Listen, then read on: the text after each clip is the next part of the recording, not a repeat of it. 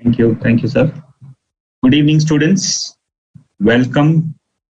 A lot of students are welcoming me. Welcome to you also. Welcome to this wonderful session on Board of Studies on the topic of indirect tax, specifically on GST.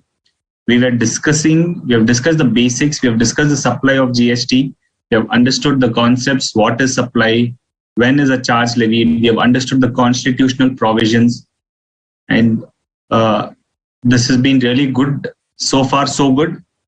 We hope that yes, you will learn through and understand the topics very clearly in my further sessions also. So in the last class, we had discussed on charge of GST. What is a charge? Be the taxable person who will pay the GST. So this is what we had discussed in our previous session, and we had gone through the provisions of forward charge. That is when a tax is normally paid, it is normally paid by the taxable person. And then we understood there is a special scenario which is called as a reverse charge mechanism. That is when a service recipient pays the reverse charge. Very complicated in terms of GTA is what the feedback I had received initially, but after the session, the feedback received was yes, you could understand it even though it was complicated, and hope after the session you had prepared your own notes and you could understand it with your own notes also. GTA, and then we had another thing. So this slide on GTA is what we were referring to, that what happens, who is liable to pay, if is it forward charge or reverse charge. And we also understood that in case of other services, that is services in terms of renting of motor vehicle, when including cost of fuel, who will pay? There will be only one scenario when it will be under reverse charge. In all the other scenarios, it will be under forward charge. So this we understood it very clearly, and we understood very much in thing. Good evening, everyone again. Let's get on to the session for now, which is what are the portions we left out from the charge. We'll cover that, and we'll also cover a special scheme called as composition scheme. Okay, so we'll understand on what has been left out. So we understood forward charge, we understood reverse charge. 9.3 and 9.4 we understood. Then what are the important points as reverse charge also we understood. Let's recapitulate from here. No partial reverse charge is there. There is a concept of only full reverse charge. Either the supplier pays or the recipient pays. Under service tax, we had this option of partial reverse charge. Okay, what is partial reverse charge? When the supplier used to pay some percentage and the recipient used to pay some percentage. So 70-30 in one case. In some cases, it was 50-50. That was there under service tax, but under GST law, it is 100% reverse charge and no partial reverse charge is applicable here. What is the meaning of non-taxable online recipient? Very good. Somebody has read, few people have read through, and then now they are coming up with questions. That's good that you're going through and then coming up with this question. What is the meaning of non-taxable online recipient? Non-taxable online recipient means anybody who's taking any online recipients, online services. That is online, we said, no, there's a service called Online Information Database Access and Retrieval Services. For that service, if the recipient is registered, then he has to pay reverse charge. But a person who is not registered and is taking any online services, that is an end customer generally. Suppose you take a Gmail services. Now, if you want to extend your memory space in Gmail, you have to pay some subscription charges monthly basis. Now, if you're using your personal Gmail, you are an online recipient, but you're not taxable. Okay, because you're not using it for your business purpose. So you're a non-taxable online recipient. But if the Gmail you're using for your business, you have a business account linked to the Gmail, then you are a taxable registered recipient. So in that case, you're a taxable online recipient. You will have to pay GST under reverse charge basis. So online taxable recipient, non-taxable online recipient is a person who is taking any online services and he is not registered under GST. He will not pay reverse charge. The tax on that will be paid by the foreign supplier only. They will have to appoint a person in India and register and pay GST on that. Okay, clear, Mansa? The other question is, can you explain what is forward charge? Forward charge is when the supplier pays the taxes. The normal, when I sell something, when I provide something, I pay GST on that, right? That is called as forward charge. Actor can be liable GST. If yes, he, besides liable IT too, is it double taxation? No. Income tax is separate, GST is separate. GST is on the transaction, income tax is on the income. It's on the profit which we pay. So income tax and GST is not a double taxation. services provided by tribunal is non-taxable as per Schedule 3. Then how can the services applied by arbitral tribunal to a business entity be liable to reverse charge? Very good question, Namrata. So this arbitral tribunal is not a tribunal service which has been provided. So this is not that tribunal which is there. That's the reason the services of arbitral tribunal, or because arbitral tribunal could be any authorities. Okay, then arbitral tribunal is a set up by the court saying that okay, this three bodies, there are three people in this. One is one person is contending, one is another person is fighting. When two people are fighting, one intermediary is appointed. So that arbitral tribunal, the board which is constituted, will be called as a arbitrary tribunal. Once they set up that services is to be paid under reverse charge. Okay, then we discuss then what happens. All taxpayers required to pay reverse charge have to mandatorily obtain registration, and the threshold exemption will not apply. The payment of taxes under reverse charge will depend on the nature of service. So if it is a intrastate supply, then reverse charge of CGST, SGST has to be paid. If it is an interstate supply, then reverse charge of IGST has to be paid. It cannot be. And the payment of this reverse charge.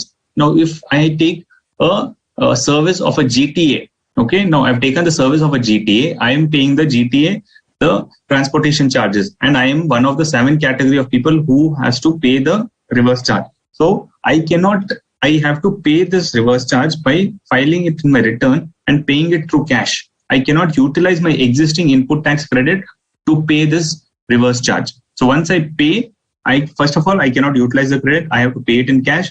After paying it in cash, can I claim the credit? Yes. After paying it in cash, I can claim the credit of this. So that's how the reverse charge mechanism works. The recipient can take the credit of tax paid on inward supplies liable to reverse charge once the recipient makes the payment of tax in cash. Once I make the payment, then I can claim the credit. So I have one question related to RCM. What if the business entity has 2 GTA? What if a business entity has 2 GTA, one registered and another one unregistered? The freight will show under GST 2A for registered GTA, but we could not raise the RCM for unregistered GTA.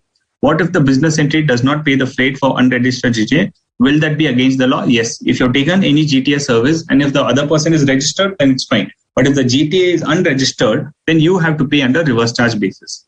What is the tax payable by e-commerce company? 9.5, which we'll discuss after these questions. Sunil Dubey will discuss on that. In case of motor vehicles, body corporate is service provider or service receiver. Forward charge will apply. So if in case of motor vehicles, if the motor vehicle service provider is a body corporate, then it will be under forward charge. Okay. If it is a non-body corporate, I'll go through that slide again so that you can understand your question.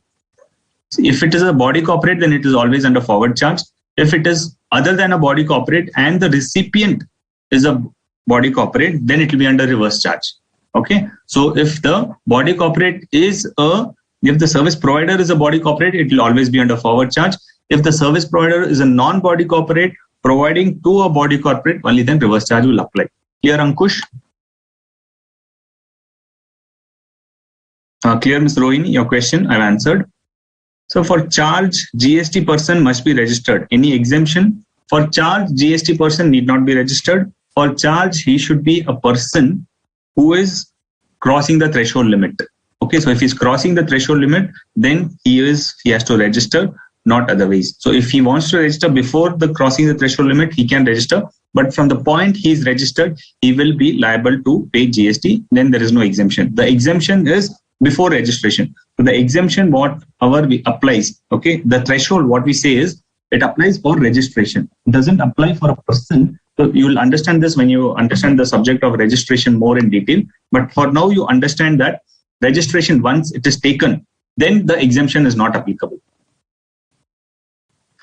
So once I have registered under GST, okay, like if I've taken a PAN, and say in terms of income tax, once I've taken a PAN number, even if my income is 1 lakh, 2 lakh, is up to threshold limit, I don't have to pay income tax, correct? But you have to file your returns. Similarly, here also, this is opposite. In your case, once you cross the threshold limit, you have to register. After registration, you cannot tell, no, my turnover is low, so I will not pay GST. Not possible. In GST, once you have taken the registration, then the exemption will not apply. The exemption applies before taking registration. So before taking registration, you have to see whether you have crossed the threshold limit of 10 lakhs, 20 lakhs, 40 lakhs respectively. If you have crossed that, you have to take registration. एक बार registration ले लिया है, तो फिर आपको कुछ भी exemption नहीं मिलेगा. Okay? Under RCM, the burden of tax is on whom? Supplier, recipient. So Sonal Tatke, the RCM, the burden is on the recipient. That's why it is called reverse charge mechanism. Okay. Sir, section 9.5 related to e-commerce is left. Yes, Parsha, we are covering that today. What if the payment is an online transaction? Still we can claim it? Yes, even if the payment is an online, still we can claim the reverse charge credit on it because we will anyways be paying taxes on that. Mr. Remuneration to director is not covered under RCM if director is an employee. Correct. That is correct sentence, Mr. Chaitanya. So you said 7 rates of GST, but in our module 6 rates of GST notified. So 0.125% they wouldn't have said it, but anyways the rate you don't have to worry about. The rate will be provided to you in the question itself for all the questions where you have to apply the rate. Please explain point number 14 of security service in notification 13. Okay, let me go to the notification number 13.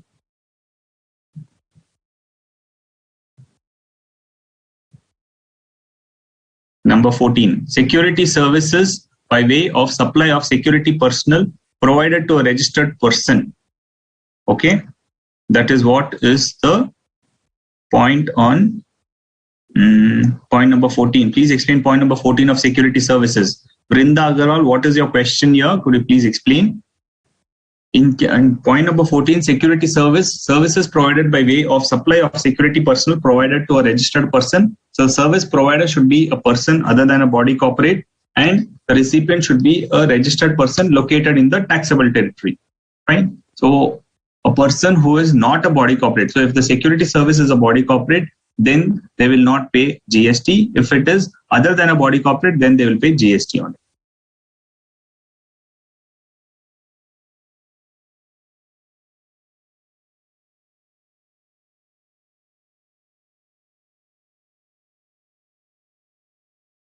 How much is the threshold limit? Threshold limit is 10 lakhs, 20 lakhs, or 40 lakhs respectively. We had discussed this in the first session, Shriyari. Please refer to that again. So 10 lakhs is for services, 20 lakhs is for services of other than special category states, and 40 lakhs is for goods for other than special category states. So 3 limits, each state-wise, you will have to determine that.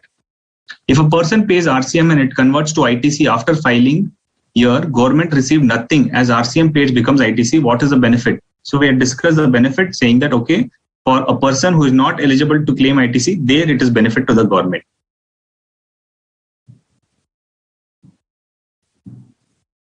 Security service means a security service has been described as a service which is provided for, which is defined here. What is the security services? Let me just read the definition of security service.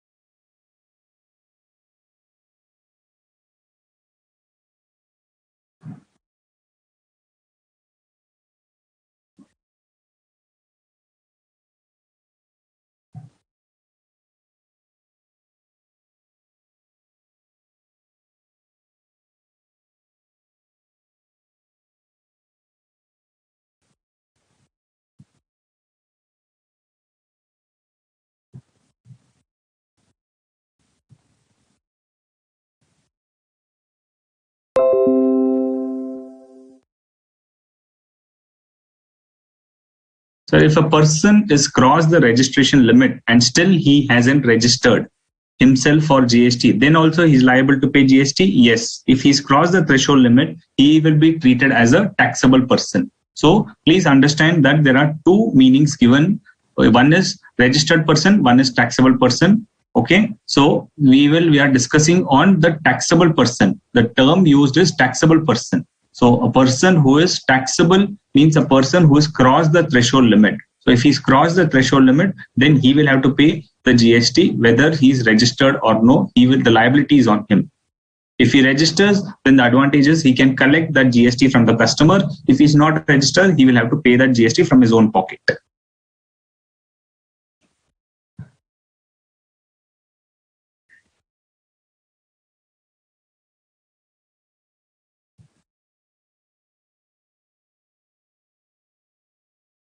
What if the person doesn't pay RCM? How will it be caught by the concerned officer? So there is something called as assessment processing which happens. So adjudication and assessment happens. So during assessment, the officer will get to know on this.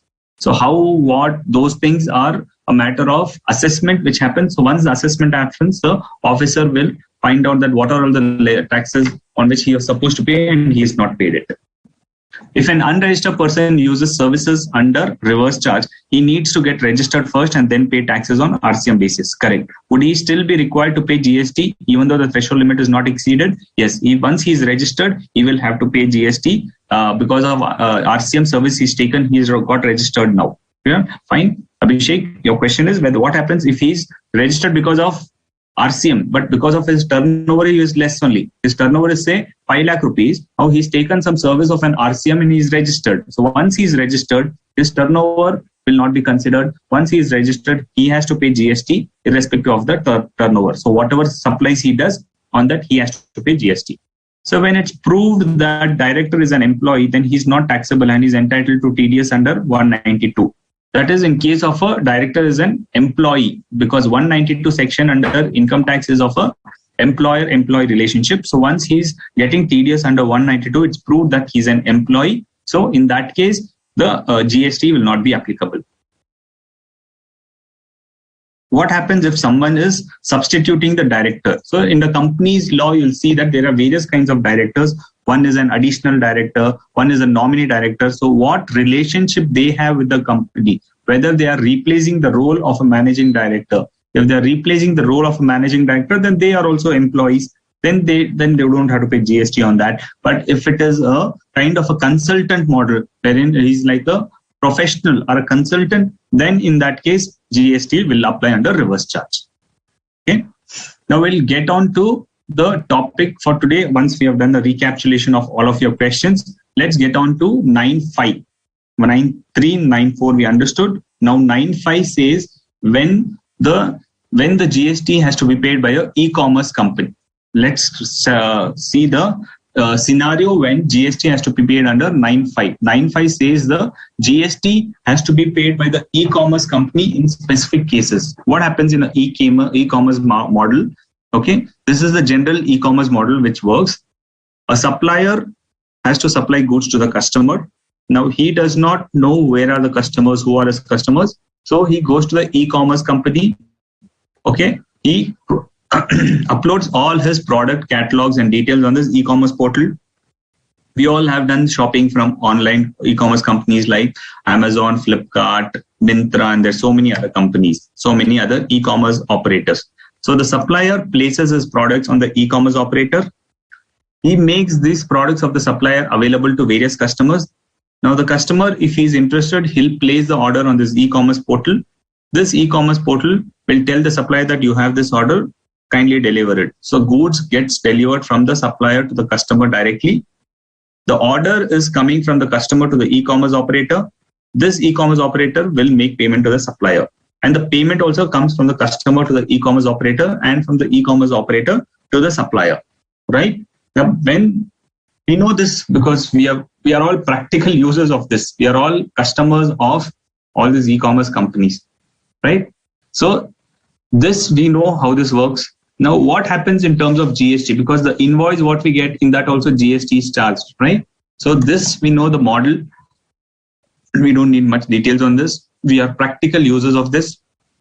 What happens in this case of e-commerce companies? In these kind of specific services, only 3 kinds of services they have specified under 9.5, saying that any of these transactions done through e-commerce company, the GST will have to be paid by the e-commerce operator. Okay, so the examples what I gave you is only an example of e-commerce operator. So Amazon, Flipkart will not pay GST because they are not notified here. So then who will pay, sir?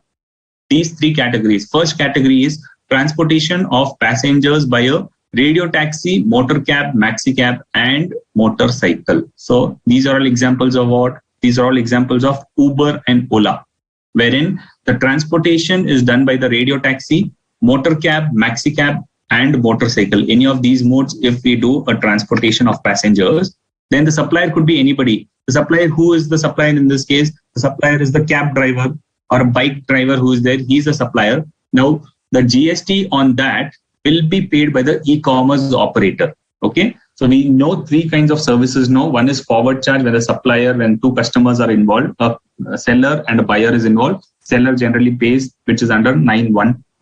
Then we went on to see 9.3 and 9.4, wherein in case of a reverse charge, the recipient pays. Now we are coming to 9.5, wherein neither the supplier nor the recipient will pay. The tax will be paid to the government by the e-commerce operator. What is the logic behind this? There are specific industries like this which the government does not know whether they will pay GST or no. So there is an organized person who's coming in between, and they know that this person's records are very clean and they can get access to the e-commerce operator. They'll go catch one e-commerce operator. It will be equivalent to 1,000 to 2,000 of his vendors, because there's so many vendors who will be registered. Instead of catching all the vendors, they'll tell the e-commerce operator, you have database of all of these, your vendors. So the vendor who supplies the goods to this customer, he will do this transaction through your e-portal. So you collect the data from them and collect the taxes also on behalf of the e-commerce, on behalf of the vendors, and you pay taxes to us. So in our invoice, when we get a radio taxi cab, something like that, there'll be two GSTs. One is the GST of the cab itself. And the cab also GST is collected, and on the commission charged by the Uber or Ola, on that also GST is paid. So there'll be two GST which is involved. So the tax, first tax is the tax by the cab operator. So the car wala hai, he will charge GST. He does not know how to charge GST and things like that. So there on the bill is generated by the e-commerce operator. This e-commerce operator itself collects the taxes. So the money goes to the e-commerce portal, like the Uber collects the taxes and the money, right? The money portion, the value of the service goes to the cab person after deducting the commission. On that commission also they will charge GST. That will be under forward charge. So two taxes are involved in a Uber transaction. One is the tax on the supply of the cab service, that is under a separate charge of 9.5, which will be paid by the e-commerce operator. Now e-commerce operator will collect commission, right? Because he's running his platform, he has to collect some commission. So on this commission, he will charge GST and collect that under forward charge from the cab operators. Okay. Second kind of service which is there under 9.5 is providing accommodation in hotels, inns, guest house, clubs, campsites, or other commercial places meant for residential purposes, where any person who is liable for registration. So person who is registered, he will collect the taxes, but a person who is not liable for registration, who is not registered, on that services, like you have this Airbnb services. On Airbnb, I will list my property. Somebody will come and they will use my accommodation and go off.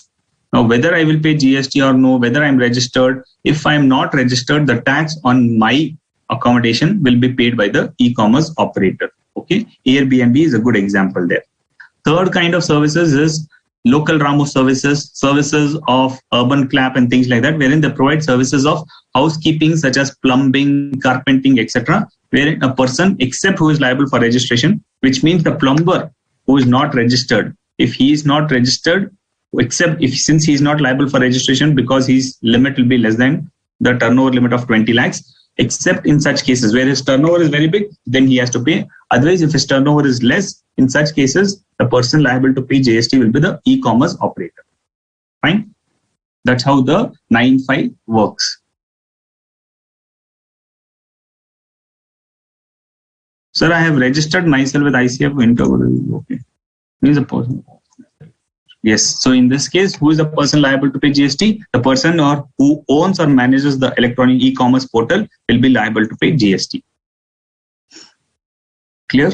So this is very clear. Now we'll see what is the classification on goods and services, what is classification and how it works.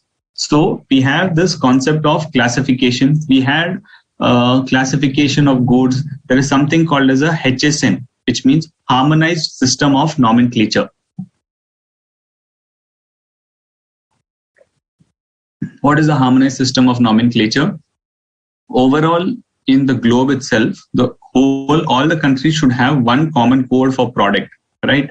So that there is anybody who's exporting and the country which is importing should use the same customs tariff. So the customs tariff is set up on a basis of a harmonized system of nomenclature, which is basically a 6 digits number, okay, which is unique for each product. So they have first the product name, then harmonized system of nomenclature, which gives 6-digit codes. In India, we have followed 8 digits code, because after 6 also, if there's some description, we have used that also. So we have 8 digits code, but generally universally 6-digit codes is followed. Now this customs classification, what is there for the goods, that classification applies for GST also, because we didn't want to have two signs of classification, one for customs and one for GST. So it's a GST rate notification said, whatever is the classification of goods and services you're following for customs, use that classification itself for GST. So whatever the rules are there for customs classification, that rules applies for goods under GST. Okay, so we'll see how is the customs tarification working. You're able to see my screen. I'll share it again. Yeah, this is the customs tarification. I've taken up one chapter. So customs is divided into various chapters. We are seeing chapter 4, which is the heading of the chapter, which is dairy produce and other animal produce is the main chapter. This is only an example to see how the classification works. After the chapter, we have notes of the chapter saying that what are the important points to be noted in this chapter. After the notes, subheading notes are given. Okay, one is heading notes, then the subheading notes. After the subheading notes, the main tariff comes in. In this main tariff, we'll see that this is the 4-digit HSN code. To enter into something, we'll have to see the chapter. Chapter is 04. So the first two numbers will be 04. Okay. Then second 2 digits will be, the next 2 digits will be the description, the main description. 0401, the main description is milk and cream, not concentrated, not containing added sugar or other sweetening matter. Now this is the main. Then we have further subclassification. They have 0401, 1000 of a fat content. So if the fat contents varies, based on that, the rates are there. So if you're falling under fat content of say 8%, then your respective HSN is 0401 400 4000. So this will be your customs tariff. What is your customs tariff? Same tariff will apply for this one also, for your GST also. So whatever is the description of goods, so in GST we'll see that the description will not be completely given, only this number will be used. So this is the HSN code for goods. Okay, so this is the heading, subheading and chapter notes. So these are called the chapter notes. Then the customs rate is given. For us, we will see in the GST that only the 8-digit HSN or 6-digit HSN is used, and then the GST rate is there. Okay, so that's how the customs tariff works. Then we'll see the GST rate classification of goods. So GST rate classification is given through this notification number 1 of 2017. It says what are the various rates. Okay. And then the schedules are given. So first schedule is the schedule for 2.5%. And as you see, only 4 digits codes are given. And what is the description of goods? So what is the description they want to levy GST on? So they will not give a complete description what is there under customs, because that number that description is already there under customs. Here you will go to the main digits and then the description is mentioned. So like this, you'll have 6 digits, 2.5%, 6%, 9%, 14%, 1.5% and 0.125%. So this is the classification which is there under GST, notification number 1 of 2017. Now, rates, is it relevant for us? Rates for goods and rate, anyways, rates is not relevant, but to understand how the heading, subheading works, this will be relevant. Okay. So we know customs tariff, we know GST rate classification. This has rate chapters has starting from 01 to 98. Services have chapters starting from 99 and it has 5 sections. So how is the rate for services provided? For services, we have a notification called notification number 11 of 2017. Here, how is this is given? Because for customs, for goods, you have customs, but for services, you did not have a separate SAC code. So these codes are called as service accounting code. For goods, it is called as HSN, and for services, it is called as SAC, service accounting code. So the service accounting code says 99454. This also has chapter headings and then the further description. It starts from 99 because till 98 goods are there. From 99 services starts. So for services, you have starting from 9954, which is for construction, and then the rate. Okay, so then separate rates are given because if for construction of complex it's separate, supply of works contracts it's separate, and any other construction services it is separate. So each main category will have subcategories also. Let's take another example. In case of services of distributive trade services, you'll have services in wholesale trade, then services in retail trade, then supply of any other services. Right, like this, you'll have various categories which will be given. So for services, you use notification number 11 of 2017, and it will be given in terms of service accounting code. Okay, so you'll have various categories like restaurant services. Earlier it was 9%. So this was the initial thing. So if there's any changes, they'll make an amendment to this and tell that it will be 5%. Okay, so that's how the rate of services are informed. Service rates are generally 4 rates: 2.5%, 6%, 9%, and 14%. GTA and restaurant services, the rate is 5%.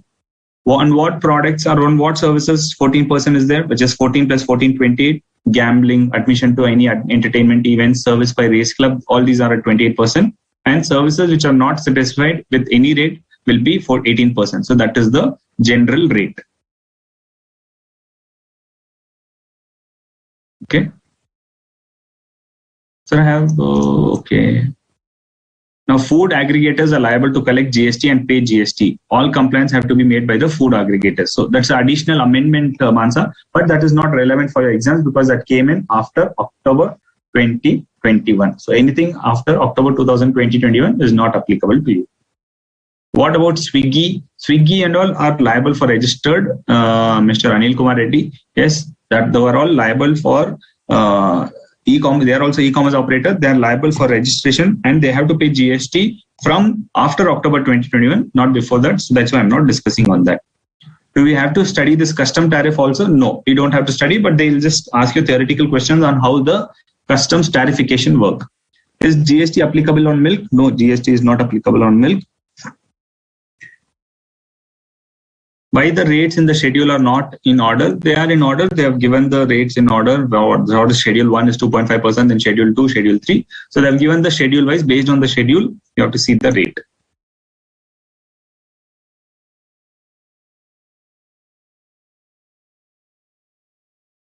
Will Ola be liable to pay GST even if cab driver is crossing threshold limit? No, if cab driver is crossing the threshold limit, then Ola will not have to is not liable to pay GST. So the Ola cab driver will give a declaration generally saying that I am not registered. So if he is registered later on, then he has to give a letter to the Ola saying that I am registered. So once he is registered, then Ola will not pay tax on behalf of him. The cab driver itself will pay the tax because he's crossed the threshold limit.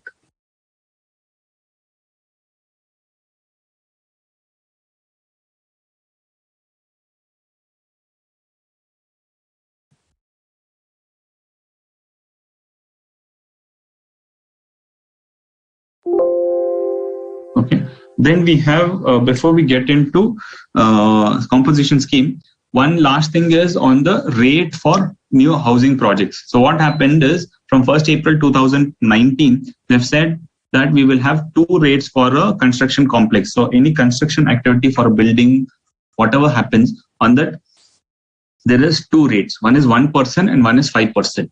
Okay. Earlier it was 12% and 18%. But now they've said we have reduced the rate because we need to make the housing affordable.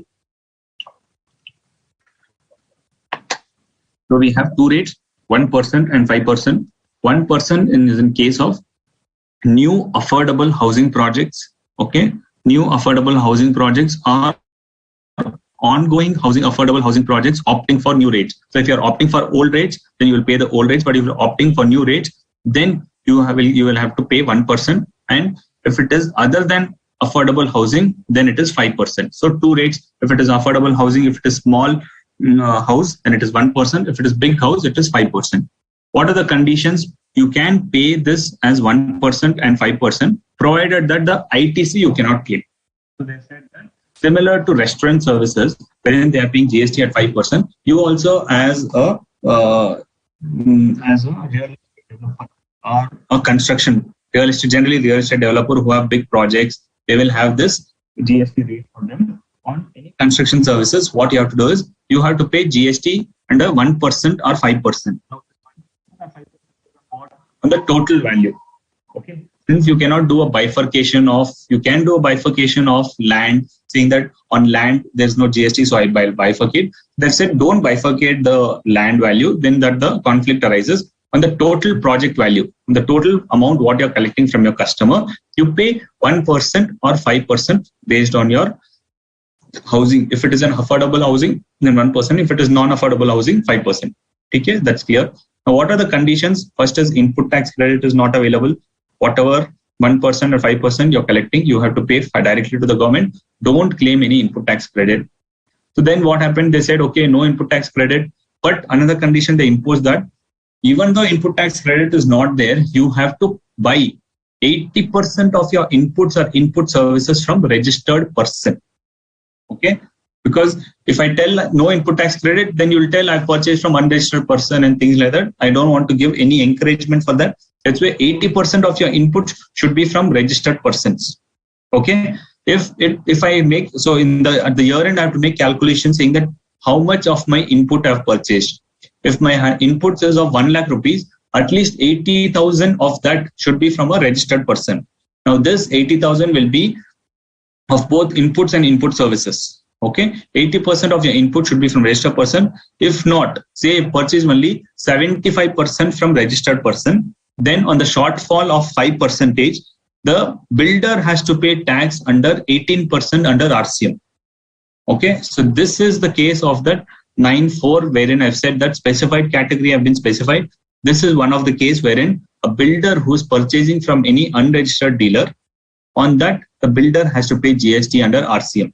So a builder has to pay GST at a lower rate and ITC is not available to him, but 80% of the input and input services should be from a registered person. To the extent of shortage, he has to pay tax at 18%. And if in case that shortfall is for cement purchase, then the rate on cement is at 28%. So for the cement shortage, he has to pay 28% under RCM. Okay, so the builder special scheme is there, 1% and 5%, that's good.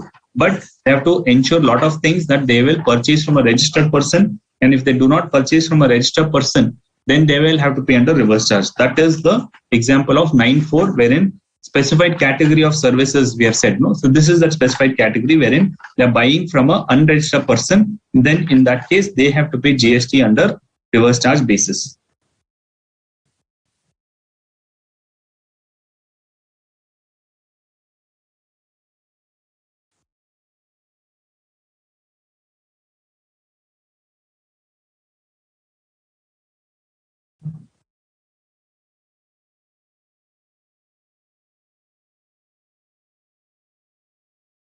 So MCQs we have gone through. Now we'll get into the composition scheme. Okay, before that, if some questions to answer off. If Ola is paying tax on behalf of their drivers on account of not being registered, then will their salary be deducted to the extent of GST? No, they will not deduct anything. Then whatever taxes is to be paid by Ola, that is paid by the driver, that is paid by the Ola, to that extent it will get deducted. But whatever they have to make payment, suppose 100 rupees is the trip charges, on that they have collected GST. Now that tax is collected by the customer, right? We are the customers, they will collect taxes from us and Ola will pay that amount to the government. There will not be any deduction from the Ola drivers charges to him, because that tax is not his tax. That tax is the e-commerce tax, which is collected anyways by the customer. So the amount will be collected by the customer and paid to the government by the e-commerce. From the Ola's 100 rupees cab driver's service of 100 rupees, they will deduct their commission. Say if their commission is 10%, they will deduct 10% on the GST of 18%. So 10 plus 1.8, 11.8 they'll deduct and pay the balance to the cab driver. That's how it works. Example you need in terms of a real estate sector. Okay. So let us take the example of a real estate sector. Okay. A real estate company is there. It is doing construction services. It has developed a housing project of say 50 floors, 50 buildings, 50 houses are there. Now for this 50 houses, it is a small house project, wherein it's an affordable housing project. Affordable housing project means where the value is below 45 lakh rupees and the size of each house is less than 60 square meter. Less than 60 square meter and value is less than 45 lakh rupees. So if that is the project, then the rate collect and pay, I will not give you any ITC. Don't take any ITC, keep paying. So I'll collect and keep paying. Now what happens? Whatever services is provided to me or any materials which is provided to me, on that the supplier will charge GST, right? Supplier cannot tell anything because there is no exemption to him. Only for me as a real estate company, I have to pay less rate. So he will charge me 18%, he will charge me 28%. That will continue. Now what happens? That becomes my cost, correct? Because I cannot claim credit on that. If I claim credit, then it becomes a good benefit for me. Okay, you give me more bills, I can claim credit and I'll pay that much less to the government, like how that ITC, we understood last time how that ITC gets reduced. Now, if this person, whatever he charges, my supplier of steel, supplier of cement, whatever he charges me GST, on this if I don't get credit, then it gets added up to my cost. So what I will do to reduce my cost, I will tell you don't charge me GST. Okay, I will buy from persons who are not registered, right? So in that case, what happens? People who are registered will get suffered. So to keep a harmony between them and to avoid any illegal transactions, so I will start doing illegal transactions. I will not collect GST and things. All of those things will happen. That's why to avoid that, they've said 80% of your purchases, whatever you are doing, purchases and any services of architecture, whatever you are receiving, that you should do 80% from a registered vendor only. So when they're giving 20% discount, saying that, okay, 20% we know your business requires purchase from unregistered people and things like that. So you buy 20% from unregistered, but 80% of it should be from a registered person. So if you're buying 80% from a registered person, fine. At the year end, a compliance check will be done whether you're buying 80% from a registered person. Yes, then no problem, right? Whatever GST you have collected, you're paid is fine. But if you do a comparison and you see at the year end, your total purchases from registered person are only 70%. But how much should it be? It should have been 80%. The rule says 80%. Now we've bought 70% from registered person. To the extent of differential of 10%, you have to pay GST at 18% because you are buying from an unregistered dealer, and to the extent of shortage, you're a real estate developer, you have to pay reverse charge. Now, if this shortfall is for cement, okay, saying that I have purchased cement from unregistered person, then the GST rate is 28%. So to encourage to stop buying of cement from unregistered dealer, they will tell buy from registered dealer, so that any shortfall is there, you'll pay only 18%. So that's how this sector works. Clear now? Nansa, your point on difference between 9.3 and 9.4 is under 9.3 suppliers can be registered or unregistered, but on 9.4 all suppliers are unregistered. Correct statement. Okay.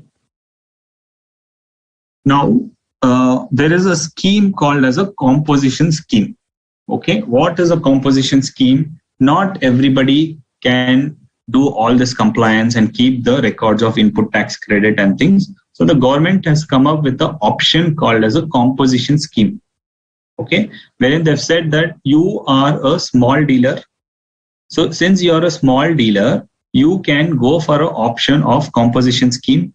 We'll tell you what is the scheme first, then we'll get into the conditions.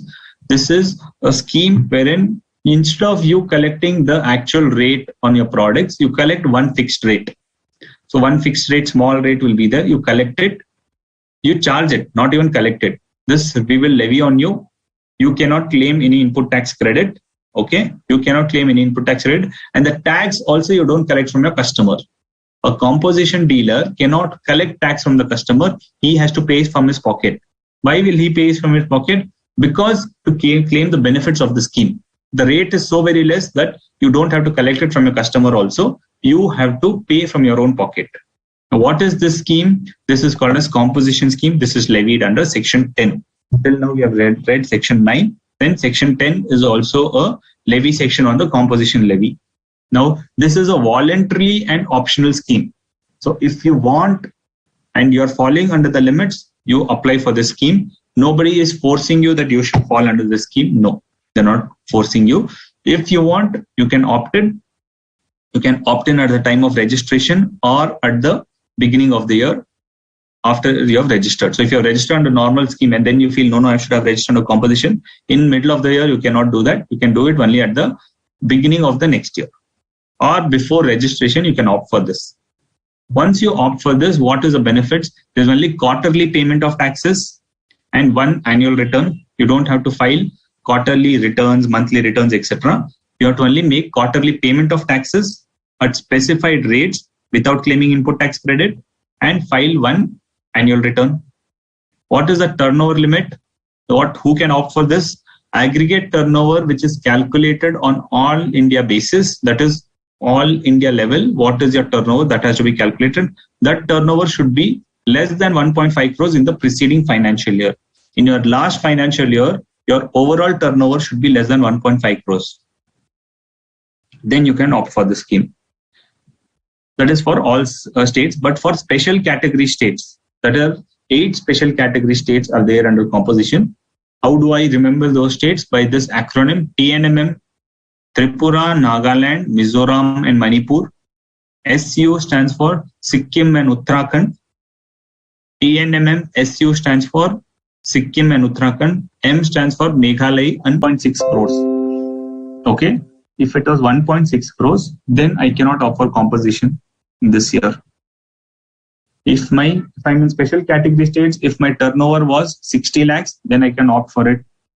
Now, what happens if I am having one branch in Tripura, which is a special category state, and another branch in Karnataka?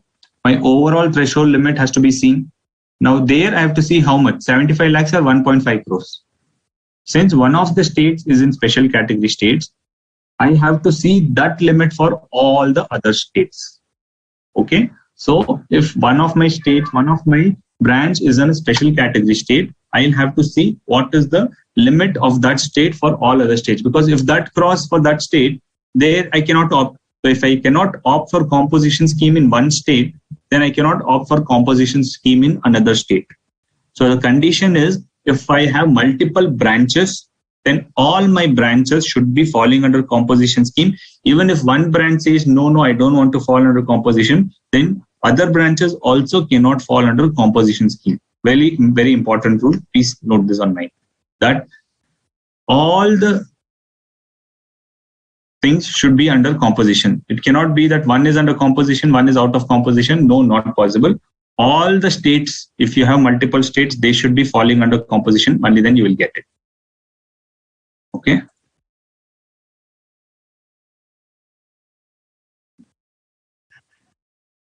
Limits 1.5 crores and 75 lakhs. This has to be seen in the previous year's turnover. Once you have seen that you are falling below this limit in the previous year, then you can offer composition.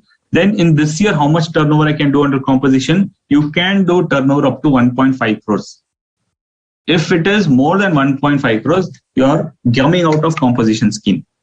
Okay, once I come out of the composition scheme, then I have to pay regular tax. So what happens to my previous turnover, sir? Should I pay taxes on that also again? No. Up to 1.5 crores, you have to keep monitoring your turnover. Month on month, you have to keep monitoring your turnover. Once you touch 1.5 crores, up to 1.5 crores, you are a composition dealer. Once you cross this composition dealer limit, you are a regular dealer.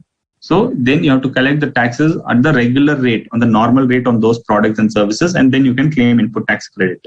Okay. 1.5 crores previous year turnover, and this year you can do up to 1.5 crores. In a special category state, 75 lakhs up to last year, and then in this year, 75 lakhs above that, you'll get converted to a normal dealer. There is one more composition scheme for services. So till now, what we are discussing is for goods, right? So for a goods person, it is 1.5 crores and 75 lakhs. But in case of a composition for services, 50 lakhs, even for special category states. There it is not like half for special categories. No. 50 lakhs is the limit for composition scheme for services for both special category states and regular states.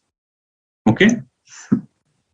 Now, composition scheme for goods, what is the rate? Composition scheme for goods, if you are a manufacturer, then it is 1% of the turnover in the state or union territory. 1% of the turnover you will pay composition scheme. Fine, very less rate. If you would have been on normal scheme, 18%, then claim credit and pay differential, lot of compliance. They've said 1% will keep it very less. Manufacturer 1%. If it's a trader, also it's 1%. But the difference is the terms on which it is charged. Manufacturer is 1% of the turnover in the state. Trader, it is 1% of the turnover of taxable supply of goods and services. So manufacturer, if he's doing turnover of anything, okay, there he will have to pay GST on everything. But a trader pays 1% of the turnover of taxable supplies. So say if a manufacturer is supplying one good which is exempted and one good which is taxable, okay, so he has to pay 1% of the tax on both turnover, on taxable turnover and exempt turnover. Both he has to pay 1%, but not in case of a trader. In case of a trader, he has to pay only 1% of the taxable supplies. So be very careful that in case of a composition, the rate is same, but the value on which you pay is different. So if you're a trader, you have to pay 1% of the turnover of taxable supplies. But if you are a manufacturer, you have to pay 1% of the total turnover. And if you are a composition scheme for restaurant service, then it is 5%. Okay. Normally also it's 5%. Even under composition, the rate for restaurant service provider is 5%. Then if it's a composition scheme for services, then the rate is 6%.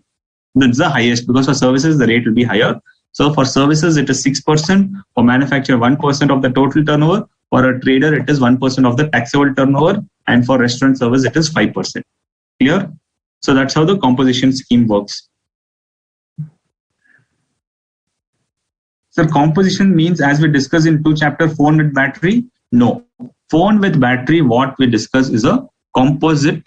It's not a composition, it's a composition supply, whether it is a mixed supply or composite supply. So it's a type of supply. That is different and this is different. This is a scheme, composite scheme. Now what we had seen, that here we are discussing on composition scheme. There it is composite supply. So it's a type of supply wherein 2 supplies are bundled together. Pooja, that is a type of supply to determine what will be the rate on the primary product, subsidiary product. But here that will not come. Here it's a composition scheme. Okay, it's a special kind of a scheme which is called as a composition scheme. Don't get confused with that and this. Okay. What if we have to claim ITC under composition scheme? If you want to claim under composition scheme, then you have to get out of the composition scheme. You have to come out of the composition scheme and pay taxes on the regular, then you cannot claim it. But if you're under composition scheme, all your ITC is waste, it will become a cost to you. Okay. Can you give an example on this topic? See, I'm a trader. I am dealing in air conditioners. Our air conditioners value is very high. So I'm a dealer in small kind of electrical goods. So if I'm dealing in electrical goods, I will sell at 12% and I will buy at 12%. So I will only on the margin I will pay GST, right? So if I buy some product at 100 rupees and I sell at 150 rupees, I will charge 12% on 150, and whatever is the input tax credit, I'll claim the credit, right? That goes on. But some point I feel that no, I cannot manage this input tax credits, following up with the vendors for the bills and things like that. I want to come out of it. I'm a trader, I'm buying and selling. So what is the government giving me a scheme is, they've said that, okay, now you don't want to do this. So I am thinking, okay, I should go for a different scheme, and my turnover is only 1 crore. Okay, since my turnover is 1.5 crore, I have an option for going to this composition scheme. So I'll go to this, I'll apply for a composition scheme. Once I apply for the composition scheme, whatever is my sales, okay, irrespective of my purchases, whatever is my sales, on the sales, I will pay GST at 1%. Simple. What is the benefit to me? I don't have to file monthly returns. I don't have to check my input tax credit every month. Okay. And I have to pay only quarterly. Once in a quarter, I'll see total sales, 1% of that, pay the taxes and file an annual return, finish. Not much of a compliance for a small dealer, because for normal dealer, if you see in the returns, there are various compliance. GSTR 1, you have to file GSTR 3B, you have to file GSTR 2A, you have to see claim credit to the extent of GSTR 2A, then pay taxes, file monthly returns and file quarterly returns, all of those things. But if it's a composition dealer, just pay quarterly taxes and file one annual return. Okay. So that's the benefit of a composition dealer. If manufacturer deal in alcoholic for human consumption, does he be liable to tax on this? Very, very subjective answer, but generally they've said yes, it is liable because the GST is on turnover in the state, so that also becomes the turnover. So if he is dealing in alcoholic liquor, on that also he has to pay GST. So for restaurants and restaurant services, turnover is considered. If they are under composition, turnover is considered. But anyways, the rate is 5%. The restaurant wouldn't have registered under a composition scheme. They would have registered under regular scheme, and there the turnover will not apply. On all their supplies, 5% will apply. So there's very conflicting thing that if they register under composition, it is 5%. But if they cross the turnover, they'll come into regular scheme part. So once they come into regular scheme, then also they have to pay 5%. Okay, so for restaurant services, even they should have ideally taken it out from a composition scheme because the rate itself is 5%, but they've still mistakenly kept here itself. After reaching 1.5%, it is a register under regular scheme. Yes, you have to inform the thing on the portal, and you have to change your registration from a regular scheme to from a composition scheme to a regular scheme.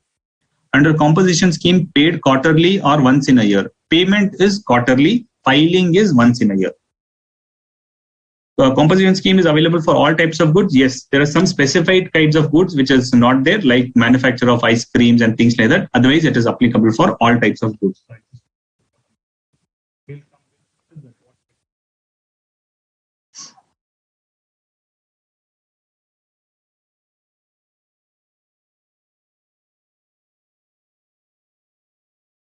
Yes, is this concept is completely against the general characteristics of that the burden should be shifted? Yes, it is against it, but some small dealers needs the scheme. That's the reason this scheme has been given. Those who have opted for composition, can they make interstate supply? We'll come to those conditions. A person who is registered under composition, they cannot make any interstate supply. Can you explain regarding ratio given in the bracket? Does it consist of two separate heads?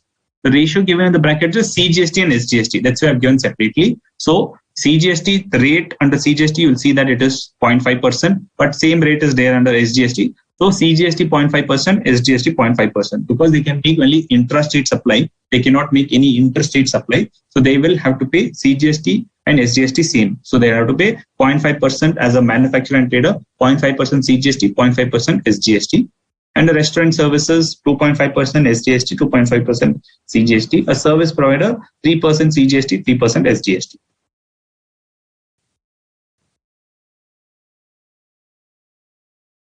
So if in December, person cross limit of 1.5 crore, then in next month we have to pay tax under regular scheme. Correct. Once they cross the limit, then next month they have to pay under regular scheme. Normally, what are the rates of manufacturer, trader, and restaurant? Normal rates depends on the product. So if the product depends on the product. So if the product is of common use, like steel, cement, and all those things, cement is 28%. A person who is dealing in steel products, it's 18%. On types of the commodity, it is 12%. So it depends on the product. That product rate applies. For composition scheme, a supplier first has to take registration. Yes, he has to first take registration. Yes, registration is compulsory for a composition dealer. Above 1.5 crore limits of a turnover, last year is above 1.5 crores, then I cannot opt for composition scheme. Do we need to go through the schedules of rates for GST? We do not have to go through the schedules of rates of GST for normal goods and services, but for composition, we have to go because there are only few rates. That's the reason they've said for composition rates, you have to go, but for normal goods and services, you don't have to go to it. If our sale is more than 1.5 crore and we register in normal scheme, and in future our sales is up to 1.4 crore, so do we still be in normal scheme category or come under composition? You will be under normal scheme itself. Once your limit crosses, then you feel that, okay, you'll have to see at the beginning of the year whether your previous year's turnover was less than 1.5 crores. No, it was not less than 1.5 crores because you have crossed it. So you cannot offer composition this year. Next year, you'll have to see, you'll have to be under regular scheme. This next year, if it is less than 1.5 crores, then the subsequent year, you can offer composition. Okay, so you'll have to see the turnover of previous year. Only then you can offer composition in the next year. So if a trader's turnover is 6 lakh, 68 lakhs, and you opt for composition, 1% turnover is 68,000. Correct, sir? It is yearly turnover or monthly? Yes. So 1% on the turnover. So if each month's turnover, he'll accumulate the 3 months turnover and pay 1% on it. Some numerical questions we'll solve in the problem solving session, not now, but we will definitely solve some composition scheme in the problem solving session. In middle of the year, can he opt for regular scheme? If his limit crosses 1.5 crores, then he will have to opt for regular scheme, not otherwise. Okay. So we'll take a 5 to 7 minutes break and we'll assemble back at 7:10, and we'll further read the whatever are the other intricacies under composition scheme. Okay.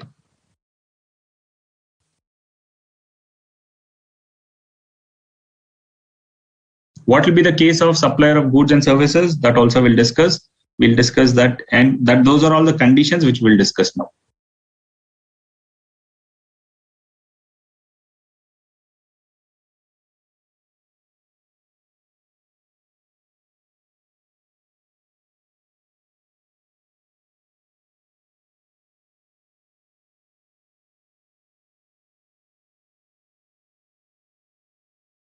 Yes, sir.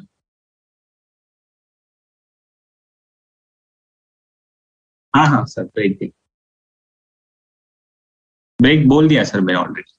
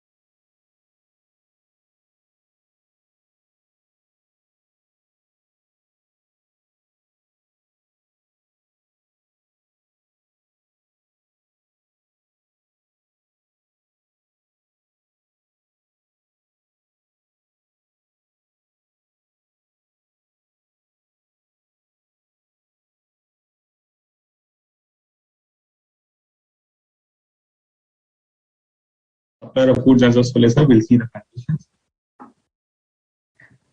For construction of building, we incurred 4,50,000 including GST or only the taxable value. So Prasanna Kumar, please explain your question correctly. For construction of building, we include 45 lakhs. Yeah, the limit of 45 lakhs is including GST, not excluding GST. If manufacturer supply goods to interstate, then can he go for composition scheme? No, he cannot go for composition scheme. So this scheme is basically for small dealers, right? So if they're doing interstate, the government feels that they will be applicable to everyone. So they don't want to apply to that. So interstate purchases, interstate sales, not purchases, sorry. You can do any kind of interstate purchases, but if you're doing any kind of interstate sales, then you are out of this scheme. Okay. So what are who is not eligible for this composition scheme? Any person who is making any supply of goods or services which is not liable to tax, which means if they are dealing any petroleum products, only exclusive petroleum products or any product which is exempted. Anyways, there's no GST on that, right? So they will not be eligible to opt for this because on that products there is no rate at all. So persons making any supply of goods or services which is not liable to tax, they cannot be registered under the scheme. Persons who are making any interstate outward supply of goods or services, okay, they're making any interstate outward supplies even for a small value, still they cannot go for this scheme. Any person supplying goods or services through an e-commerce operator who is required to collect TCS. So those three categories we saw, right? So in terms of cab operator providing any hotel in, or third in case of providing any supply of services through an e-commerce. So if those people are providing any services through an e-commerce, they cannot opt for composition scheme. Okay, so if you're doing these three fellows, because it says person supplying goods or services through an e-commerce operator who is required to collect TCS. So who is required to collect TCS? Any e-commerce. Oh, this is a separate thing. So those 5 cases is separate, and a person who has to pay under TCS is separate. So there are 2 provisions under e-commerce. One e-commerce is what we saw under 9.5. So those 3 categories of people, for them, tax will be paid by the e-commerce operator. Apart from that, any other person who is doing any e-commerce operator, like anybody who's dealing it on the Amazon or Flipkart, there the e-commerce company will collect TCS. So once they collect TCS, then those dealers cannot opt for composition scheme. Okay, so if you're doing through e-commerce operator, then you cannot opt for composition scheme. Manufacturers of ice cream, pan masala, tobacco, and aerated water. So manufacturers of this, not traders. So clearly they've said manufacturers. So any manufacturer of ice cream, pan masala, tobacco products, and aerated water, these category of people, you cannot opt for composition scheme. Only manufacturers, mind you, not traders. So if you're a trader of this, you can still opt for composition. But if you're a manufacturer, you cannot opt because there the margin will be different. So that's why they've said manufacturer of these products, you cannot opt for composition scheme. A casual taxable person or a non-resident taxable person. I go to another state and do an exhibition and I will be there for 15-20 days. So I have to still register there, right? Because it's a different state. So when I go to a different state and do any short-term transaction up to a period of 3 months, okay, then I have to register as a casual taxable person and I have to come back. So I'm a casual taxable person. There also I cannot opt for composition scheme. A non-resident taxable person is a person who is not resident in India, who is coming to India for some short-term purpose and is going back. He is a non-resident taxable person. He also cannot opt for composition scheme. Okay, and a person who has to pay GST under RCM under 9.3 and 9.4, he also cannot opt for composition scheme. He has to go for regular scheme only. Okay, so if he has to pay tax under 9.3, 9.7 on if he's registered only for that, then he does not have to pay. But a person who is registered under composition, and if he takes any services of the reverse charge, what we had discussed, then he has to pay that additionally. He cannot say that I'm a composition scheme dealer. I have paid 1% on my turnover, so on my purchases I will not pay. No, on your purchases, if it is liable to RCM, then you have to pay. Take an example. I am a trader. I'm a small trader of mobile phones. My turnover is less than 1.5 crores, so I've registered under composition scheme and paying one composition scheme. Now, if I am taking any service of a GTA, right? If I'm taking services of a GTA, or I'm taking any service of a lawyer scheme services, then I have to pay GST at 18% under reverse charge for a lawyer. And if it's a GTA, I have to pay GST at 5% on my reverse charge. There, I cannot apply this 1% rate. whatever is the rate on my reverse charge, if I'm taking any of these services, I have to pay it. Okay, so forward charge, normal one rate, 1% or 5% I will pay. And if I'm taking any RCM services, then I have to pay GST under reverse charge under those respective rates. Supplier of services, subject to marginal supply of service. So can a composition dealer do supply of services? Generally, he cannot, but given a small marginal supply saying that, okay, this small I can do. What is that? We will discuss.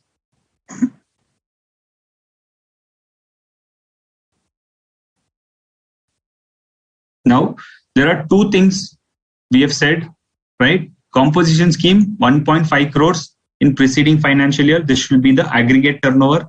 Now, what is this aggregate turnover and what is the turnover on which you have to pay GST? This is to be clearly understood because they have used two terms. One they have used aggregate turnover, and one more term they have used is turnover in a state. So first is aggregate turnover. This turnover limit is used for calculating the threshold limit. Right? To see your previous 1.5 crore limits, you have to see the aggregate turnover. For to calculate this aggregate turnover, it has to be calculated on all India turnover basis, having one PAN. So if you're having 10 branches, the total turnover of the 10 branches has to be seen to calculate the aggregate turnover. Right? What is aggregate turnover? Aggregate turnover is the sum total of taxable supplies, exempt supply, exports of goods and services, and interstate supplies. Right? Because previously you might have done some interstate supplies. So all the turnover, including exempt supplies and export supplies, has to be added. What has to be reduced? Value of inward supplies on which tax is payable under RCM. Right? If I'm paying anything under RCM, that has to be excluded. And taxes including cess paid under GST. So only the value has to be considered. Taxes has to be excluded. Fine. But my turnover has to be considered total turnover. Aggregate turnover means the taxable and non-taxable turnover, which means on my turnover on which I have paid taxes, exempt tax, exempt supplies, exports and interstate supplies, all of this has to be added. Fine. Then explanation to section 10 says it includes value of supplies from 1st April of the financial year up to the date of becoming liable for registration. Okay, it includes value of supplies from 1st April of the financial year up to the date of when you have become liable for registration. So you'll have to calculate from 1st April onwards and not in between. It excludes the value of interest or deposit, discount of deposits, loans or advances. So you have to exclude one kind of service only, which is interest. So you might have undertaken any kind of a loan, given loan to somebody, or given any deposit, and you have collected interest. That is also a service, right? Under GST, service means anything other than goods. So receiving of interest is also service. But they've said to calculate the aggregate turnover, you have to exclude the interest component. So exclude the interest component for the purpose of calculating aggregate turnover. This turnover limit, what you will see it to check what is the turnover of previous year. This is aggregate turnover. Next is what? Turnover in a state. On this turnover, you will pay the GST, right? A manufacturer, trader, or a service provider, on this turnover, you will pay the GST. First, what we saw is aggregate turnover to check the limit for the previous year. Now, on what turnover you will pay the GST? On your taxable supplies, on your exempt supplies also. But a trader will not pay, because trader, we saw that slide, no? Trader will pay only on the taxable supplies. But if it's a manufacturer, he'll pay on the taxable supplies and exempt supplies, but not on exports and interstate supplies, because anyways, interstate supplies, you cannot do it. And on exports, you don't have to pay because it's not a taxable supply, it's a separate supply. So you have to pay GST on taxable supplies and exempt supplies, but if you're a trader, you have to pay only on a taxable supply. What is excluded? Value of inward supplies, it's excluded because on inward supplies, you will anyways pay separate rate. Taxes including cess, that is also excluded. Excludes the value of supply from 1st April of the financial up to the date of becoming liable for registration. There it was included, but here it is excluded from the date when you become up to the date of becoming liable for registration. If you are in the middle of the year, if you are taking any registration, right, then for your turnover, say you didn't have registration itself, your turnover was very less. And once you have crossed 20 lakhs, then only you have taken registration. So up to 20 lakhs, you have not paid any taxes because you didn't have to pay any taxes. So should I pay taxes on that? No. From the 1st April of the year till the date you become liable for registration, that turnover, you don't have to pay any tax. And here also value of interest, if you're getting anything on your loans or deposits, that is also excluded. So that is how turnover in a state is computed. Clear? First is aggregate turnover, then it is turnover in a state. Then we went through person who are not liable for registration, right? We understood this. Person making any supply of goods or services which are not leviable to tax, person making any interstate outward supply, all of this we understood. Then person who is not eligible for composition scheme for services. This earlier was person who is not eligible for composition scheme for goods. Now we'll go to register person who is not eligible for composition scheme for services. A person who is making any supply of goods or services which are not liable to tax. So here also, if any supply is made which is not liable to tax, then you cannot opt for this. Person making any interstate outward supply of goods or services. So if you're making any interstate supply of services, you cannot opt for this scheme. Person supplying goods or services to an e-commerce operator which is required to collect TCS, manufacturer of ice cream, a casual taxable person, and he has to pay GST under on reverse charge basis. So whatever are the conditions for goods, similarly you apply for preceding financial year or 5 lakhs, whichever is higher. Let's understand this with the example. My aggregate turnover in the last year was 1.1 crores. I am eligible for composition. This year I will do composition scheme. Now I will supply goods.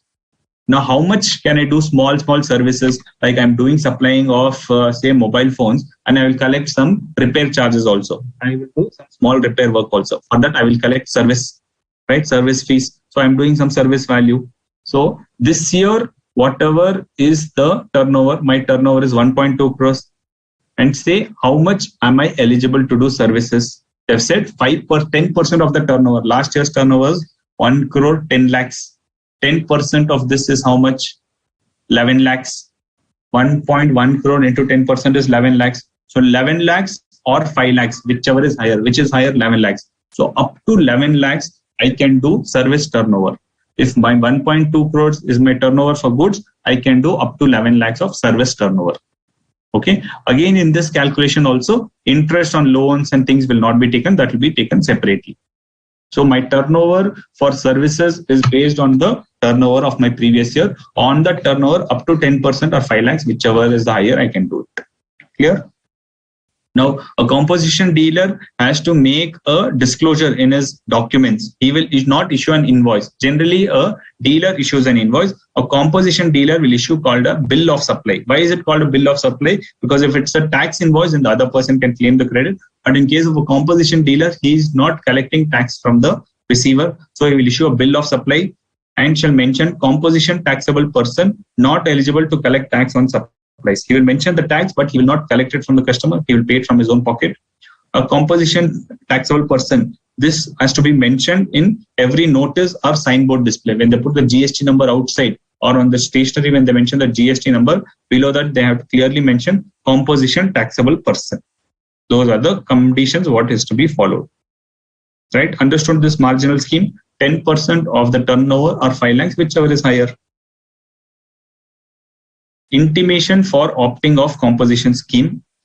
When the new registration is taken, Part B of Form GST REG1. So REG1 is the registration form. There he has to mention, and the effective date is date from which the registration is effective. In case of an existing registration he wants to convert, file intimation correct electronically. Okay, you have to make an intimation electronically, and you have to make a statement of stock within 60 days of the financial year. Why I have to give stock details? Because whatever was the stock lying, if I have a regular registration, okay, in case of new registration, no problem, no stock details has to be given because you're a new registration, you will buy stock now. But if you're already there under regular scheme and you want to opt in, then whatever is the stock on that, whatever is the credit has to be reversed. Why? Because if I was a regular dealer, I would have claimed input tax credit on my stock. And if I've not sold my stock, on that stock, input tax credit is also there. So if my input tax credit is there on those stock, I have to give a declaration to the government saying that this is my stock. And then whatever is the input tax credit on that has to be reversed. So I have to make an intimation to the officer saying that, okay, this is my stock. When is the effective date? Effective date from the beginning of the financial year. So you can opt in from your regular scheme to composition scheme only from the beginning of the financial year. So effectively, you have to give the stock statement as of 31st March. because your effective date will be from the beginning of the financial year. It cannot be in between the year. Fine. Validity of a composition scheme. Withdrawal by the taxable person who ceases to satisfy any of the preconditions. That is, if he's crossed the turnover limit or if he's not satisfying any of those conditions, then he will opt out of the composition scheme. Withdrawal by the tax person who ceases to satisfy any prescribed condition. File an intimation for withdrawal within 7 days of occurrence of event, which means once you have crossed the limit, then within 7 days you have to intimate. Pay regular tax for every taxable supply thereafter, because after that you have to pay regular tax. Effective date of withdrawal shall be the date of intimation mentioned, but it has to be present year, cannot be previous year. You cannot say that last year things I will withdraw now. No, it has to be effective present year itself. Withdrawal by the tax person who ceases to satisfy any pre-file an application before the date of such withdrawal. Effective date of withdrawal shall be the date of intimation mentioned, but it has to be present year, cannot be previous year. So it's only a repetition. Okay. Denial of option by taxpayer, by tax authorities, where the proper officer has reason to believe that the person is not eligible for composition scheme or the person has contravened any of the provisions. If the officer sees that you have contravened any of the schemes, any of the conditions of the composition, then he can cancel it, or if at the time of registration itself, they can reject it. Or how is the procedure of rejection? He has to issue a show cause notice. It means he has to give a notice saying that on what basis he is rejecting it. Okay, that is called as show cause notice, and reply has to be filed by the taxable person. Once I file a reply saying that no, I'm correct, then the officer will pass an order accepting my reply or denying my reply saying that no, I do not accept, I will cancel your registration, or no, I will not give you a fresh registration, you're not satisfying the condition. But he has to give an order explaining the reason. Or if he is accepting my reply, then he will still give an order saying that okay, I'm allowing your composition scheme. Effective date from a date which can be retrospective date, which will not be before the date of contravention of the provisions of the Act. So the officer can cancel it even anytime before also if he sees you have contravened the provisions of the Act. In all the three cases, the taxable person has to furnish a statement within 30 days from the date of withdrawal, a statement of stock held by him. So if my registration is cancelled, I have to give a stock statement saying that this was the stock held with me. Okay, so that's how the composition scheme works for goods, manufacturer, trader, services, when I can withdraw, when I can opt in, and all other conditions there. The main conditions are this, the service condition saying up to what limits my service turnover is possible. Okay. Your questions here.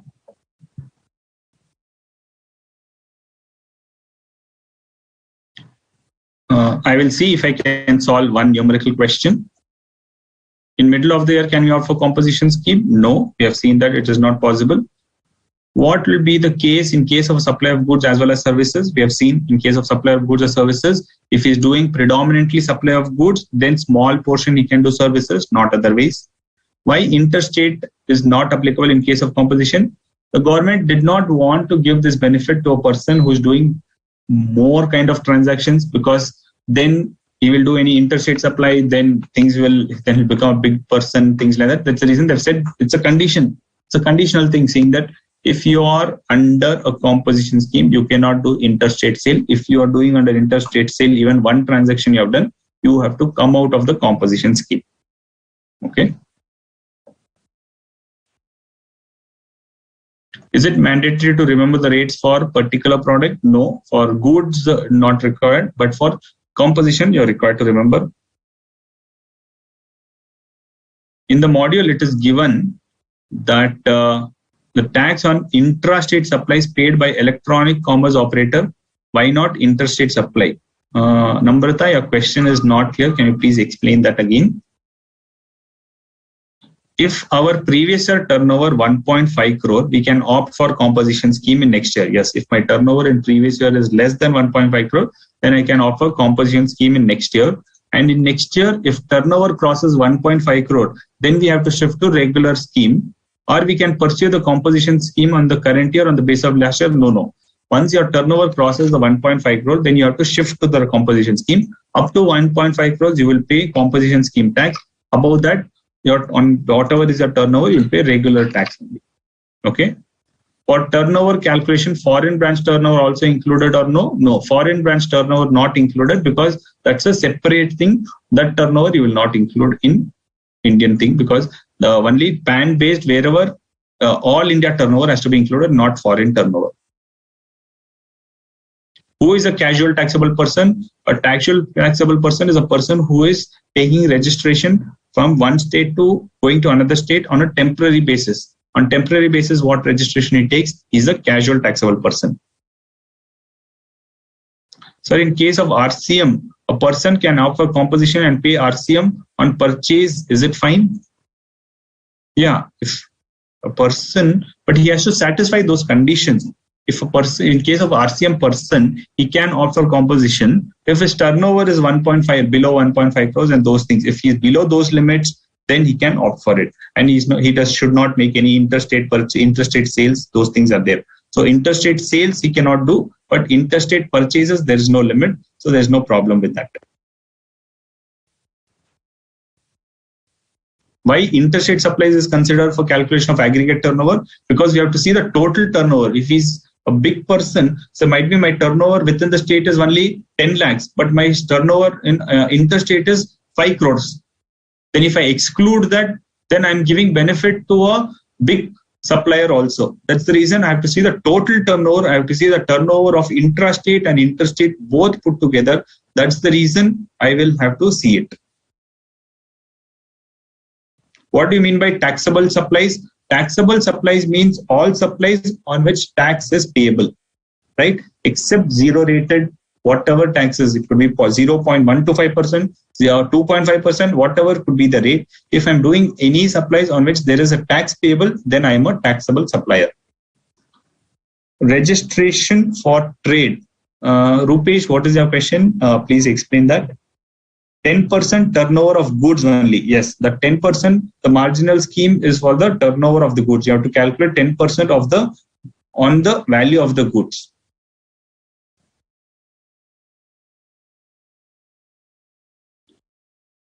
No, not only value of the goods. It says service value should not exceed 10% of the turnover in the preceding financial year. So your total turnover, not the turnover of only goods. Okay. So the total turnover.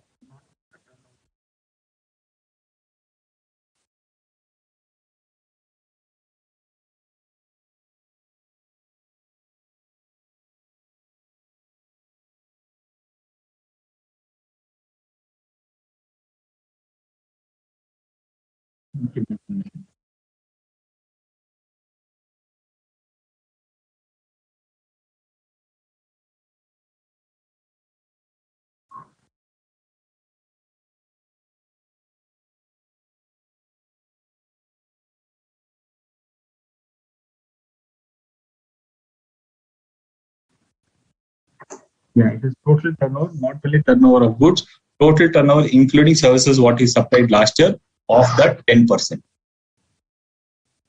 So can you please explain again marginal supply as it was buffering? Okay. Marginal supply, we are in the same slide now. One condition what we saw here is supply of services, a person who is not eligible for composition. Here they've said a person who's opted for composition, he's not allowed to make supply of any services, but to give some margin, they have come up with a marginal supply. Now, what is that margin of supply? Is saying up to a limit you can do supply of services. Say my turnover in the previous year was 40 lakhs. Okay, 40 lakhs, it is less than 1.5 crore turnover. This year, I am eligible for doing kind of supply of goods and services. So my turnover of goods is 1.3 crores. To what extent I can make supply of services? They've said you can make supply of services to the extent of 10% of the turnover in the state or union territory in the preceding financial year. How much was my turnover in the preceding financial year in the given example? 40 lakhs. 10% of that is 4 lakhs. So 4 lakhs or 5 lakhs, whichever is higher. 4 lakhs, 10% of turnover, 10% of 40 lakhs is 4 lakhs. 4 lakhs or 5 lakhs, whichever is higher. Which is higher? 5 lakhs. So I can make turnover of services in this year up to 5 lakhs. So my turnover of goods is already 1.3 crores.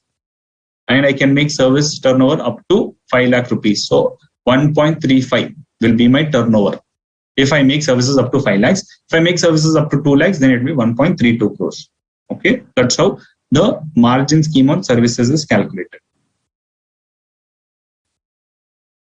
What is a casual taxable person? It's explained a person who is going from one state to another state and doing some kind of a short-term transaction. He is a casual taxable person because that state government cannot come to this state and do it, right? And he's supplying those goods in that state itself. So that state has to collect the tax. So he has to register there as a casual taxable person.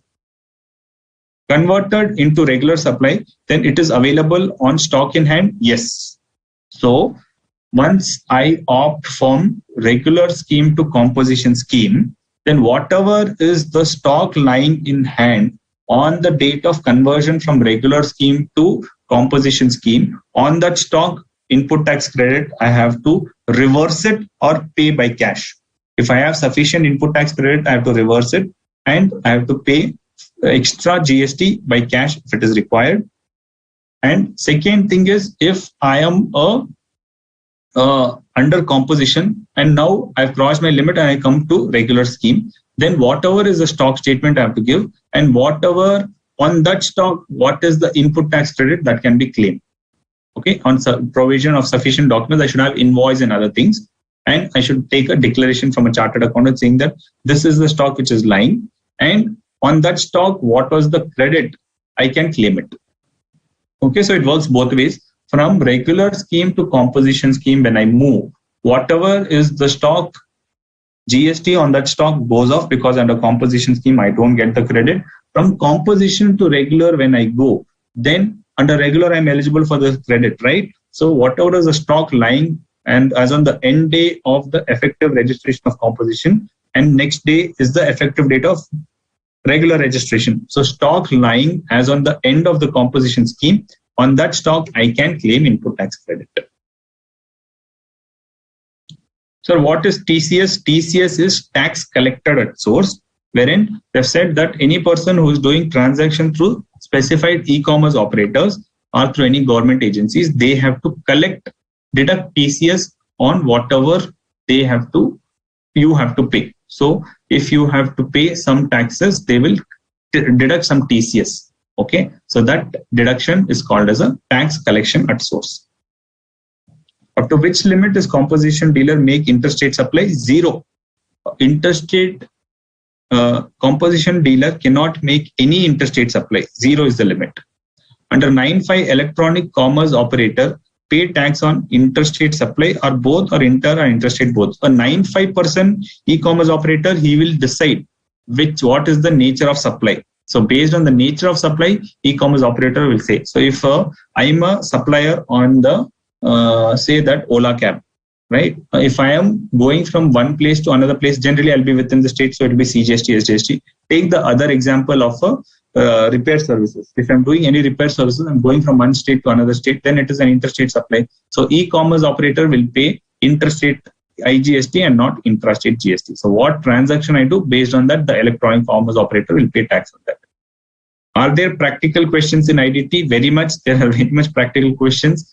I know we are discussing very much theoretical things because these chapters will help you to come to the practical things.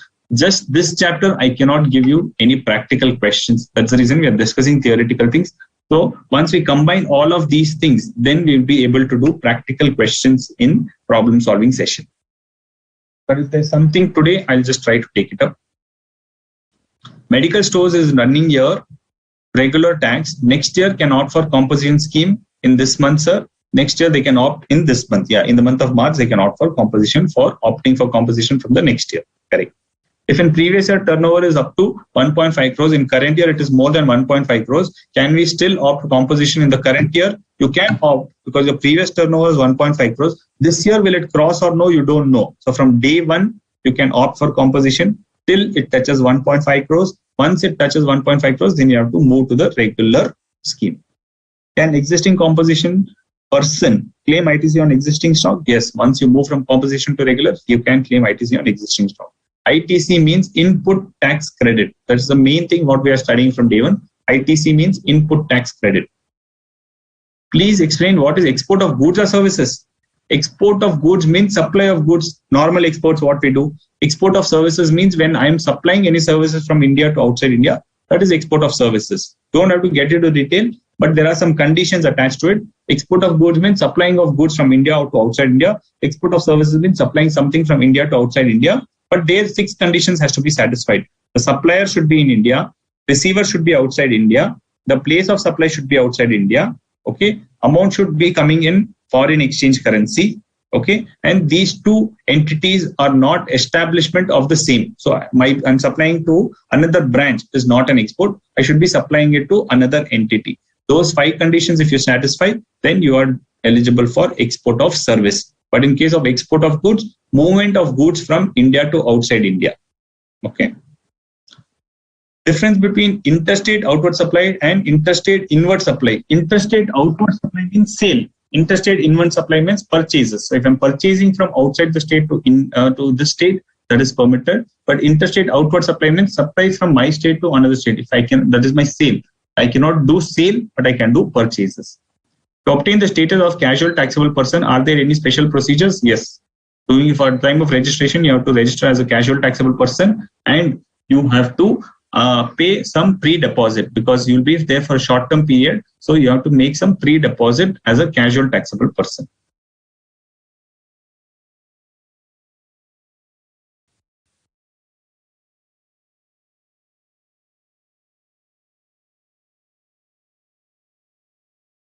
When a composition dealership cannot make interstate supply, then why is this turnover of interstate supply including in while composition registration? To determine the turnover of the previous year, because you have to determine the turnover of the previous year. That's the reason turnover of interstate supply is included while doing a composition registration, because your turnover for previous year, you will include the interstate supply also.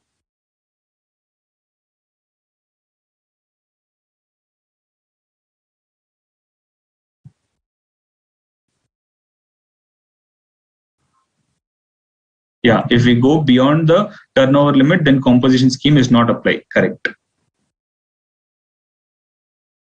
Composition scheme is applicable for medical. Yes, it is applicable for medical also. Can construction services offer composition scheme? No, because construction services, they have specified rate. They cannot go for composition scheme. Is there a difference between TCS and advanced tax? Yes, TCS and advanced tax are different. Both are there under direct tax.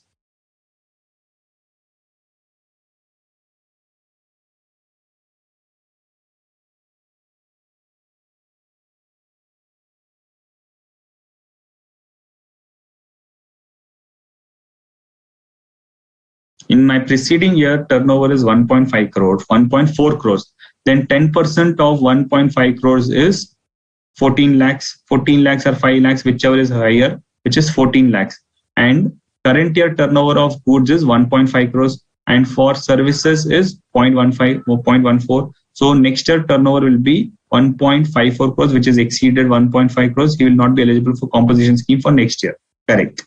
Very correct, Abhishek. So if your service turnover, you're keeping it up to 10 lakhs, okay, up to 1.54 crores, you can do goods, up to 10 lakhs, you can do services. So if you're doing up to that, then you can continue. Otherwise, you have to opt for composition scheme this year itself. And next year, of course, you'll not be eligible. If composition supplier receive inward supplies from interstate sale, no problem. He can receive supplies from interstate sale. He can continue under composition scheme. If turnover calculation, why input tax RCM charges are excluded? Because on that, okay, you will pay the GST on regular rate. Like I gave the example of lawyer services. If a composition scheme receives any composition supplier receives any services of a GTA, okay, then he has to pay taxes on that at the regular rate. Explain GTA. GTA we have explained last class. If just for the sake of repetition here, GTA means a goods transport agency who supplies transportation of goods against consignment note. He is not a courier agency. He is a goods transport agency. So if he is a goods transport agency, he is providing services to you, then you have to pay GST under RCM. RCM when I will pay? When I is saying that he is not collecting taxes from me, then I have to pay GST at the rate of 5%. Now this 5% I have to pay from my pocket, and once I pay this, I can claim the credit. So in nutshell, that is how the GTA works. But another thing is, if this GTA wants to claim the credit, Okay, if GTA wants to claim the credit, he can charge 12% GST rate, and I will get the credit of that, and he will also get credit on his inward supplies. That is how the GTA works. A casual registered person wants to pay CGST and SGST. Yes, he has to pay CGST and SGST. Great. So in case of composition scheme, you have so many doubts. I hope I've clarified all your doubts.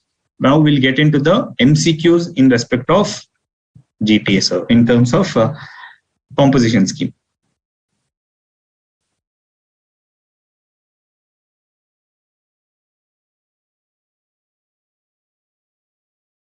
Mr. A is running a consulting firm and also a ready-made garment showroom, which are registered under same PAN.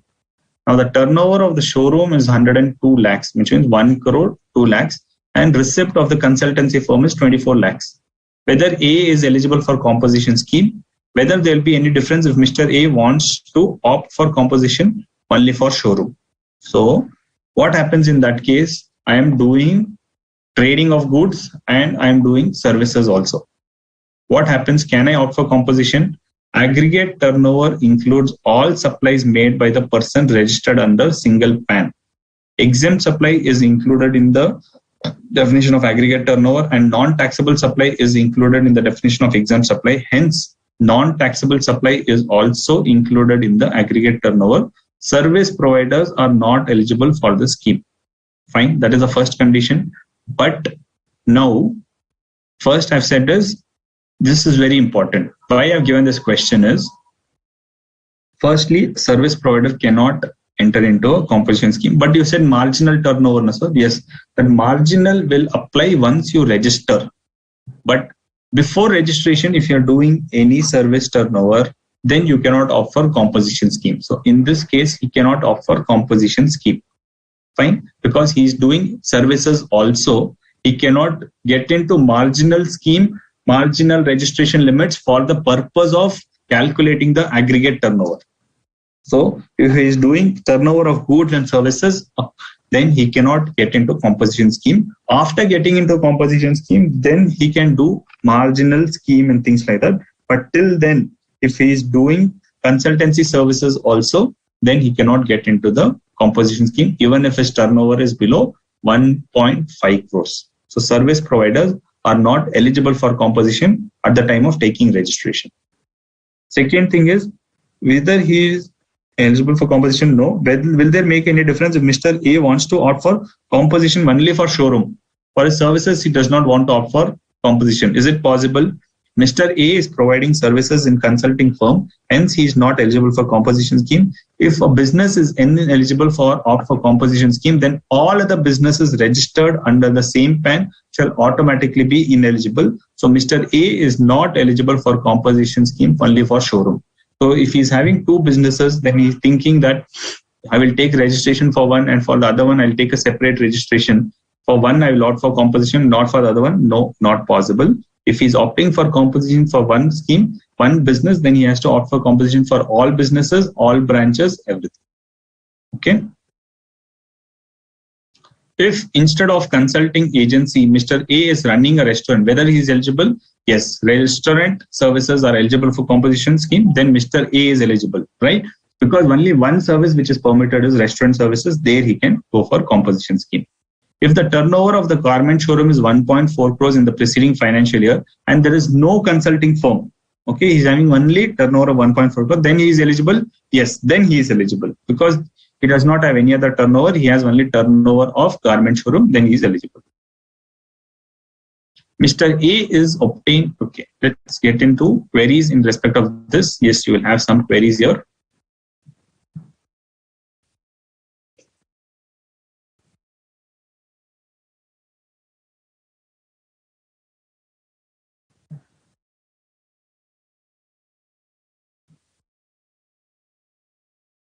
So Ms. Sunil Dubey, I have opted for composition scheme, but in next year my turnover crossed the limit. Then what happens? Then up to 1.5 crore, you are under composition. Above that, you are under shift. You have to move from composition to regular scheme and pay. Nothing will happen. Only one thing you have to do is you have to move. You have to change from your composition scheme to regular scheme and pay taxes on regular scheme on the normal turnover beyond 1.5 crores. And export supplies will attract GST? No, on export, GST is not applicable. If service providers are not eligible, then why rate of 6% given? 6% is given for pure service providers, not for combined persons. So if a person who is doing goods and services, for him composition scheme is not applicable. But if a person who is doing only services, doing only repair services, doing only labor charges, doing only consulting services, for them composition scheme for services is applicable. There they have to pay 6%. There they cannot do in any goods or something. Like in composition scheme for goods, you have at least margin of doing 10% for services. But for service providers, the rate will be 6%. You cannot deal in any goods there. Okay? Clear, Ms. Vrinda? In subsection A, if he is registered, shall he look into the limits for marginal supply and determine his eligibility for composition? Sutarsha, can you please explain your question again? In subsection A, if he is registered under composition, if he is registered, shall he look into the limits for marginal supply and determine the eligibility? No, for eligibility, we will not look into. We will look in only after registration, how much of composition he can do, not otherwise. I'll tell you why I'm saying so.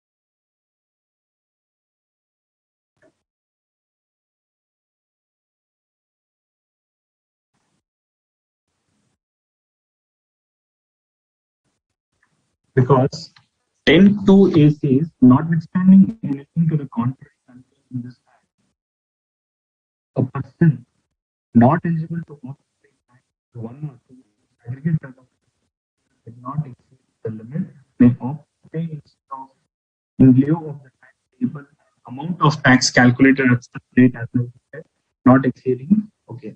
And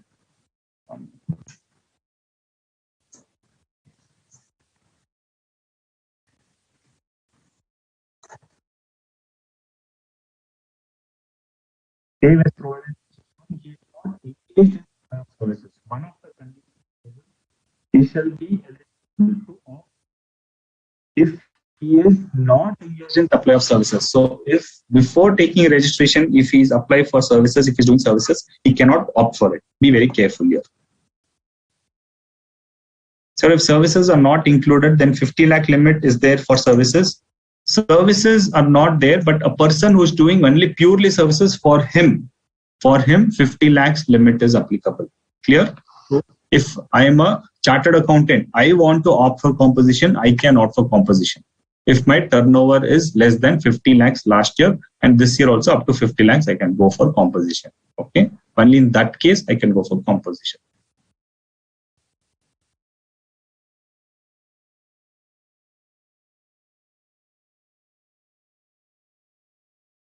The marginal supply should be the supply which is associated with the goods.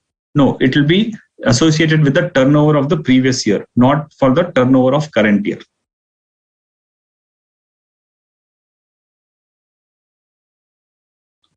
Goods, other marginal services, services, restaurant, other marginal services. These combination can be eligible for composition. Yes, if you're doing goods and if you're doing restaurant services, you can opt for composition scheme.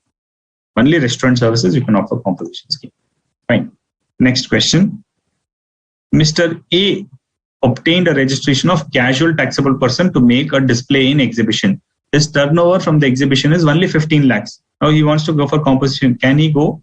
No. He is not eligible for composition as casual taxable person are specifically excluded from composition scheme. So even if his turnover is less than 5 crore, 1.5 crores, since he is a casual taxable person, he cannot opt for this scheme.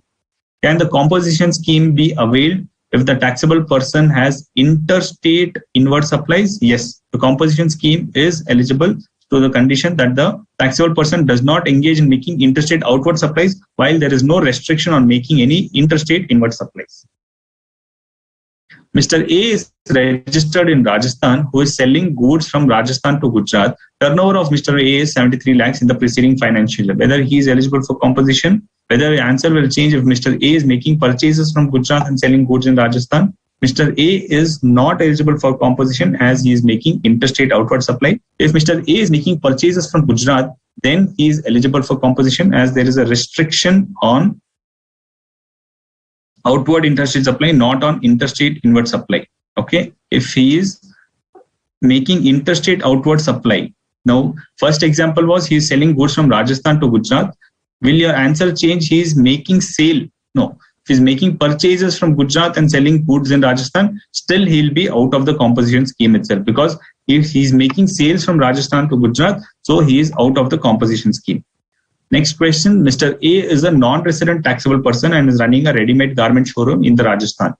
Turnover for the preceding year is 70 lakhs. Whether he is eligible? No, because he is not eligible as a non-resident taxable person.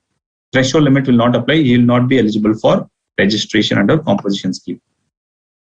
Mr. A is a dealer who is selling goods which are leviable to GST, exempted goods and non-taxable goods. So total, he is involved in 3 types of goods: leviable to GST, exempted goods and non-taxable goods. His turnover in the preceding financial year is 110 lakhs, 20 lakhs, 30 lakhs respectively. Taxable turnover 110, exempted 20 lakhs and non-taxable 30 lakhs,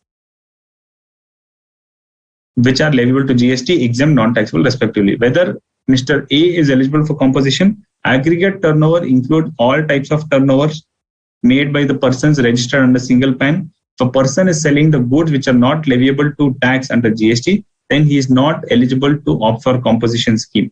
In this case, the aggregate turnover exceeds 150 crores. That is 110 plus 20 makes it 130. 130 plus 30 makes it 160. So he is exceeds 150 lakhs. So he is not eligible for composition. So he is not eligible for composition.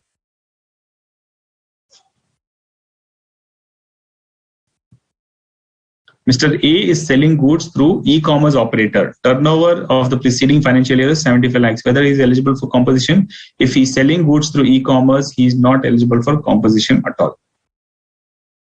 Mr. A person has 2 establishments, one in Uttarakhand and one in Rajasthan. The turnover in Rajasthan is 60 lakhs and turnover in Uttarakhand is 30 lakhs. Now tell me whether he wants to opt. Because for Uttarakhand, the limit is 75 lakhs. Rajasthan limit is 1.5 crores. Whether he is eligible for composition, since his aggregate turnover for previous year on his PAN number was more than 75 lakhs. So once you fall under special category state, your turnover limit automatically reduces for all the states. Okay, so Uttarakhand, the limit is 75 lakhs and your total turnover in the previous year is how much? 60 plus 30, 90 lakhs. So your turnover is crossing 75 lakhs, so you cannot opt for composition. Even if in Uttarakhand it is less than 75 lakhs, in Rajasthan it is 1.5 crores, individually it is less, but aggregate turnover is turnover of all the PANs, all the states put together, which is crossing 75 lakhs and the limit in Uttarakhand is 75 lakhs. So since it is crossing there, you cannot opt for composition scheme. Okay. Yeah, questions?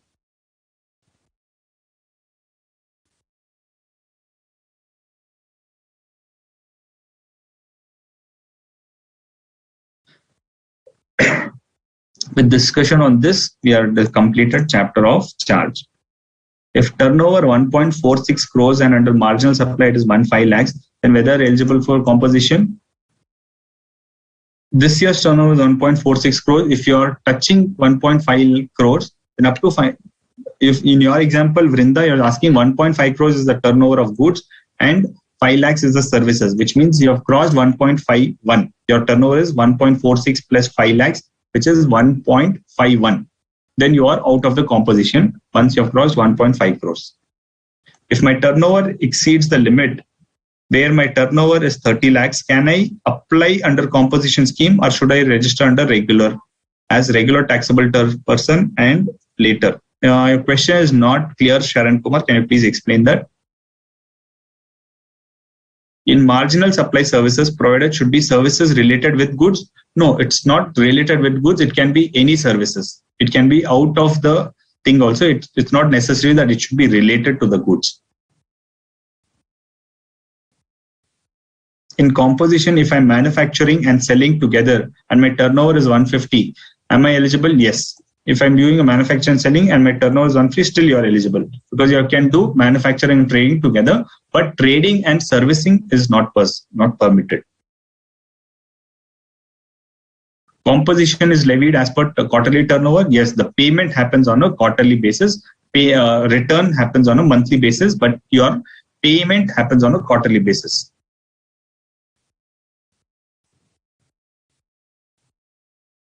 In Uttarakhand and Rajasthan, can we not say that due to interstate supply not eligible for composition? No, because in the question, they have not said that they're making any interstate supply. Individual state, the turnover they have mentioned. The turnover in Rajasthan is 60 lakhs and turnover in Uttarakhand is 30 lakhs. They have not said whether they're making interstate supply. So we cannot assume that it is an interstate supply. We will have to assume that it is an intrastate supply. Or in your answer, you can make an assumption saying that since it is not clear in the question whether it is an interstate or intrastate, you're assuming that the turnover is intrastate, but however, the consolidated turnover is crossing 75 lakh rupees, which is the limit for Uttarakhand. So it is not eligible for composition scheme.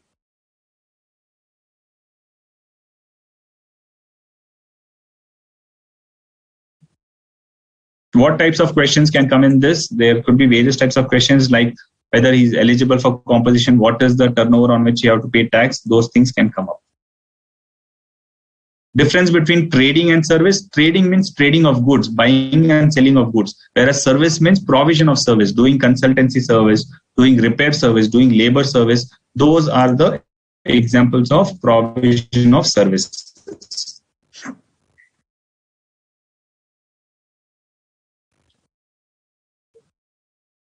Okay, so with this, we are done through this chapters. Ms. Shefali will explain you something more on this chapters and she'll just give you some examples and ask you some questions so that we'll know that whether you have understood this chapter well or no. Ms. Shefali, you can share your screen and you can start over. Yeah, thank you, Deepak. Good evening, students. So I thank Deepak for this wonderful class, and I think with this he has given a very comprehensive and very elaborate explanation of the provisions of charge of GST, and I hope all of you are very clear with the concept of charge, then the levy of GST, reverse charge provisions, then rates of GST, classification under GST, the significance of classification, and with the last topic which you have just gone through is the composition scheme. So today, just to recapitulate or just to know that whether we have understood the concept of GST, charge of GST, I have come up with a few questions, with basic questions, some application-based questions which will help you in analyzing the provisions or understanding the application of the provisions. This will help you in assessing whether you are through with the concept, you have thoroughly understood the concept, or you need to again go through it through the module once again. Definitely I would advise that you should go through the module once again, but this will help you in understanding that what are the areas where you need to focus more. So I would start with the questions.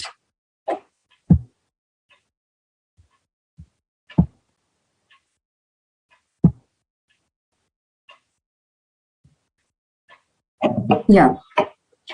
And in fact, before I start the questions, I would request all of you to please answer these questions honestly without, now don't refer any provisions. Now answer these provisions on the basis of your understanding which you have gained till now. Whatever provisions you have grasped, whatever provisions you have understood, try to answer those questions on the basis of your understanding. And then when I would take you through the answers, then you can understand the exact provision which is applicable. If your answer is correct or not, then you have to assess. And I would expect each one of you to be interactive or to be participative in this process. I would be seeing that whether you are answering and whether your answers are correct. So this will give me an idea that how much you have understood the concept. So please participate in this question and answers. I will start with the very basic question first.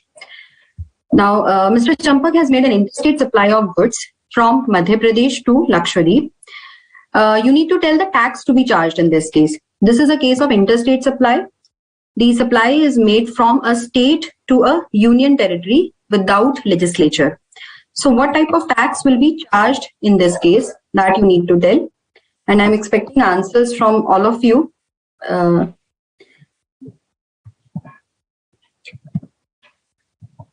Because you know that the type of supply will be provided to you, the nature of supply you need not determine at the intermediate level. We expect the students just to know that on interstate supply, what type of tax will be applicable, and on intrastate supply, what type of tax will be applicable. On interstate supply, if we are making a supply from a state to a union territory. Union territories, you know, there are two types of union territories, with legislature and without legislature. So if it is a supply from a state to a union territory without legislature, then what will be the tax which will be charged on this transaction?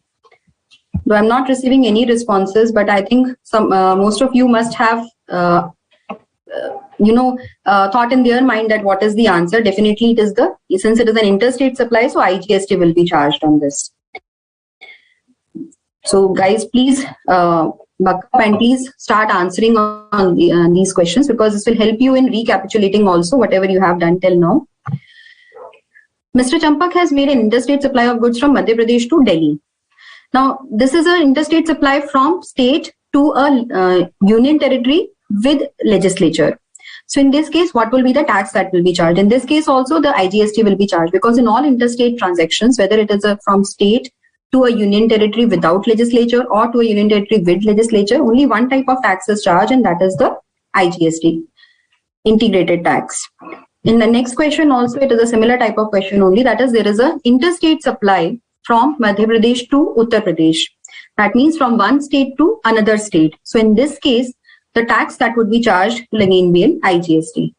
Now we come to the intrastate transactions. So in case of the intrastate transactions, if the intrastate transactions are within a union territory with legislature, Puducherry is a union territory which has its own legislature, its own state legislature.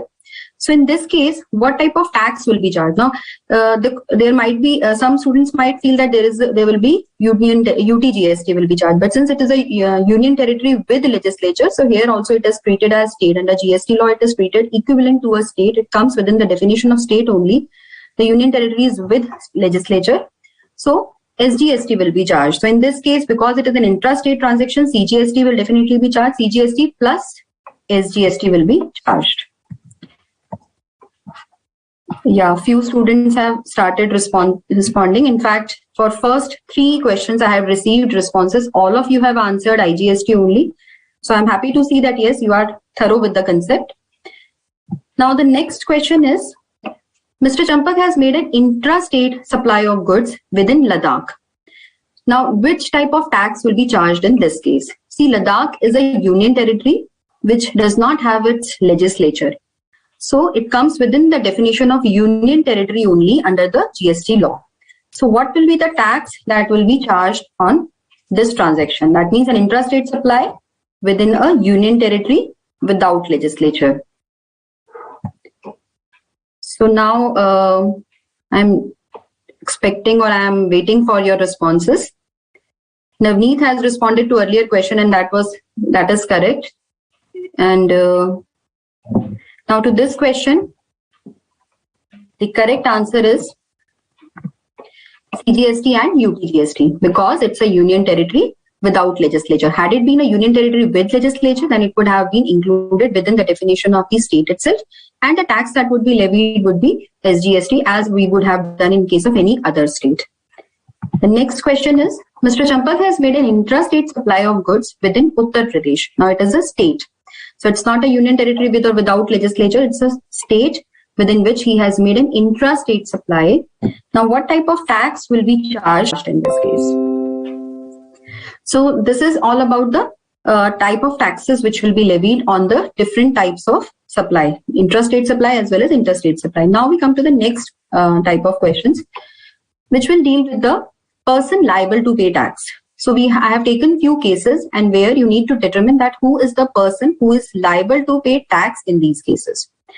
Now, you will be very clear that in these cases, you need to apply the reverse charge notification also. Generally, the person liable to pay tax is as all of you know, is the service provider. But in few cases which are notified, or few services and goods which are notified under section 9(3). As per section 9(1), the person liable to pay is the person who is supplying the service or goods. But under section 9(3), as you had done in the class itself, that under section 9(3), certain goods and services have been notified, wherein the service recipient will pay the tax. And these services have been notified under a notification. So this is called reverse charge mechanism. That means service recipient will pay the tax, not service provider. And so those services which are falling under this notification, only in those cases you need to pay tax, and only in those cases recipient has to pay the taxes. So we will see each and every case now which I will be dealing with. And you need to specify in the chat box only the person who will be liable to pay tax. So we will start with the first question. First is Popat-Lal and Company, a partnership firm. Just a minute. A partnership firm has received commission as DSA, that is direct selling agent, who is selling bank products. So it is acting as a direct selling agent for the bank. So it is from ICAI Bank. And what type of services it is providing? For opening bank account, credit card, and loan products. Now, for determining that who is the person liable to pay tax, the first thing we need to see is that who is the service provider. Second, who is the service receiver. And the third thing is what type of service he is providing.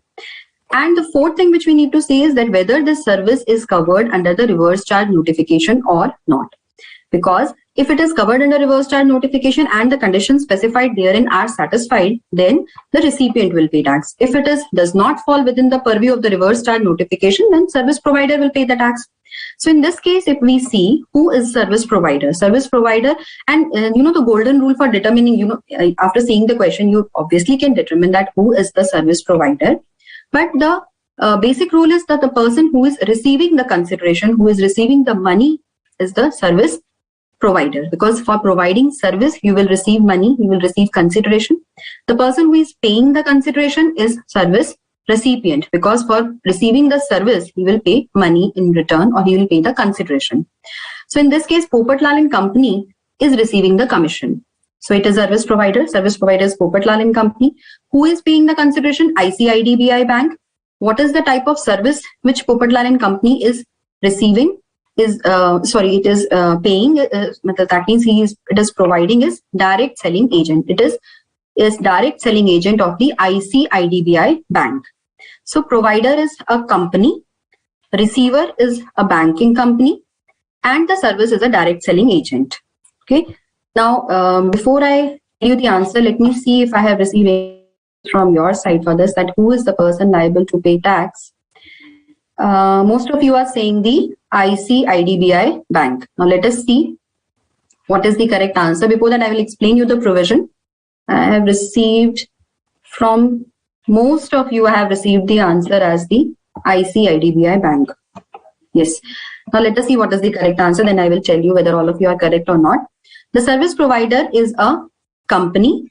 Service recipient is a banking company. The entry of the reverse charge, under reverse charge notification says that services provided by an individual direct selling agent to a banking company.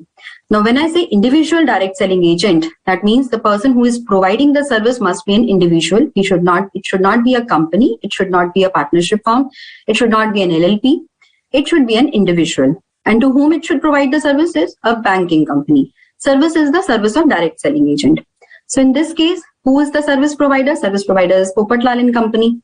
So it is not an individual. So it is, in this case, the reverse charge notification will not apply, and the service has the tax has to be paid under forward charge only. So in this point, you missed that. That is why I'm telling you that each and everything has to be read very thoroughly. If you are reading a reverse charge entry, then you have to see who has to be the provider, who has to be the receiver, and what is exactly the services. So in case this individual word was not mentioned here, if it was only the direct selling agent, then your answer would have been correct. But here it is mentioned in the entry itself that it needs to be an individual direct selling agent. And since the service provider is not an individual in this case, So reverse charge provision or reverse charge entry will not be invoked in this case. It will be paid under the forward charge, and thus the service provider, Popat-Lal and Company, is the person liable to pay tax. Let us move to next question. Next is Mr. Popat has received commission as direct selling agent from ICIDBI Bank for opening bank account, credit card and loan products. Now who will be the person liable to pay tax in this case? Now I think you can answer correctly. Abhishek has answered it correctly, in fact, and now I am receiving few more answers, Popat-Lal, for I think this was for earlier question only. So few of you have answered it correctly. Now I have changed the question. Who is the service provider? Mr. Popat. And who is service receiver? ICIDBI Bank. The service is again a DSA service. So now the service provider has been changed from a partnership firm to an individual. Now, since it is an individual direct selling agent, it is providing a service of direct selling agent to a banking company. So reverse charge entry is attracted in this case. Reverse charge provision will be attracted, and the tax has to be paid by the service recipient. So who is the recipient? Recipient is ICIDBI Bank, and the tax will be paid by ICIDBI Bank. Shubham is again saying Popat-Lal is liable to pay tax, but Shubham, in this case, since Popat, I think you are answering for earlier question, I suppose, because in this case, Mr. Popat is paying that, is providing the services. So since he is an individual, and in case of direct selling agent, only a individual direct selling agent has to be there for reverse charge provisions to be attracted, and the recipient needs to be a banking company. So see how important each and every entry and each and every word in the entry is, that who is exactly the service provider has to be. So in this case, ICIDBI Bank has to pay the tax because reverse charge entry is fulfilled. The conditions of reverse charge entry is fulfilled in this case. So we need to pay the tax under reverse charge, and recipient will pay the tax, that is ICIDBI Bank.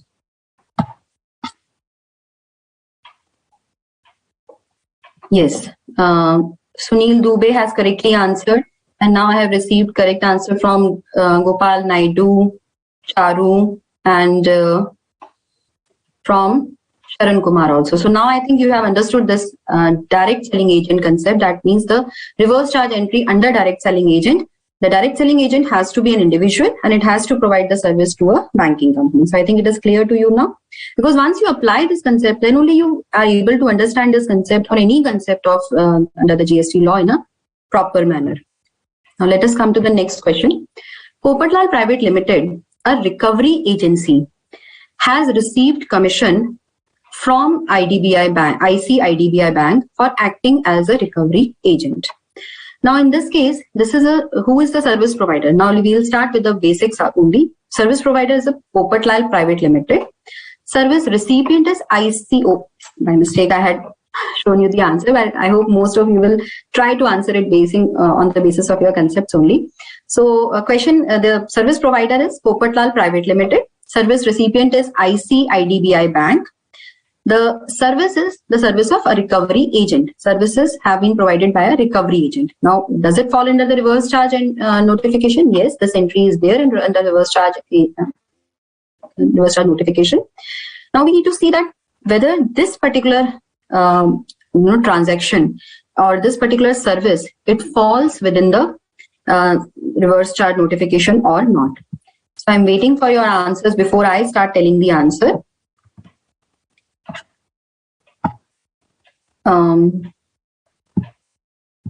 Yeah, so I'm receiving some of the answers as forward charge to Popat-Lal. Rohini is saying, Chaitanya is saying ICIDBI Bank. I'm waiting for more answers, and in the meantime I will start explaining the provision also.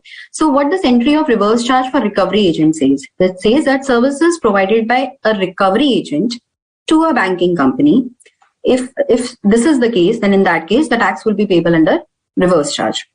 So when I say services have to be provided by a recovery agent, it means that the recovery agent can be any person. He can be a body corporate, it can be a partnership firm, or he can be an individual also. So any type of persons, if they are providing the recovery agency services and they are receiving commission for it, and they are providing these services to whom? To a banking company, then in that case the reverse charge provisions will be attracted. So in this case it is a difference from DSA, that here the individual recovery agents will also be liable to, in case of the individual recovery agents, the reverse charge provisions will be applicable and the recipient has to pay the tax, that is the banking company. So who will be liable to pay tax in this case? The bank will be. Very good, Sunil Dubey. You have understood the concept that yes, the individual criteria is not applicable in case of the recovery agent. So now the person liable to pay tax will be only the recipient, and that is ICAI BOS Bank. In fact, if we go to the other type of question, as we have covered in DSA, an individual is providing this recovery agent service. Mr. Popat has received commission from ICAI BOS Bank for acting as a recovery agent. So now who will be liable to pay tax in this case also? ICAI BOS Bank will be liable. ICAI BOS Bank will be liable to pay the tax.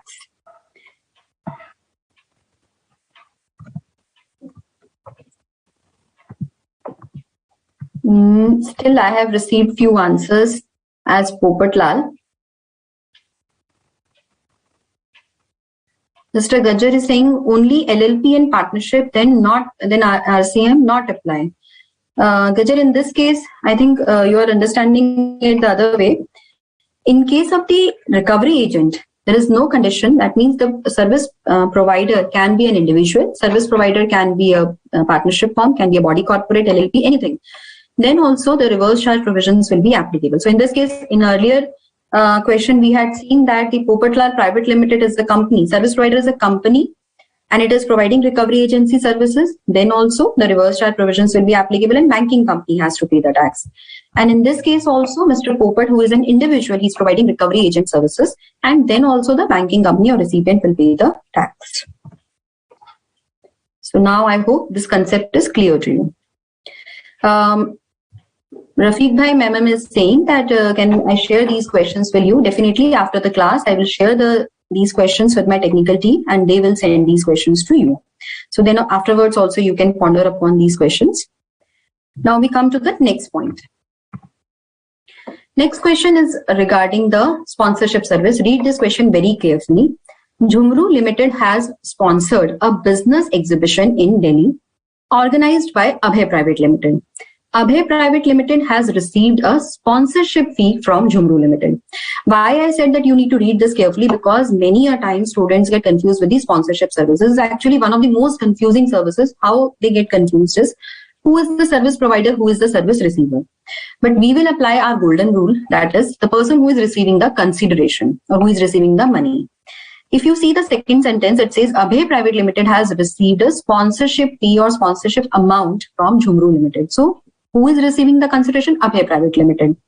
Then I will explain you the service, but for the timing, applying this rule, Abhay Private Limited is the service provider. Then who is paying that amount is Jhumru Limited. That means Jhumru Limited is the service recipient because he is paying the Jhumru Limited, it is paying the consideration. So recipient is Jhumru Limited.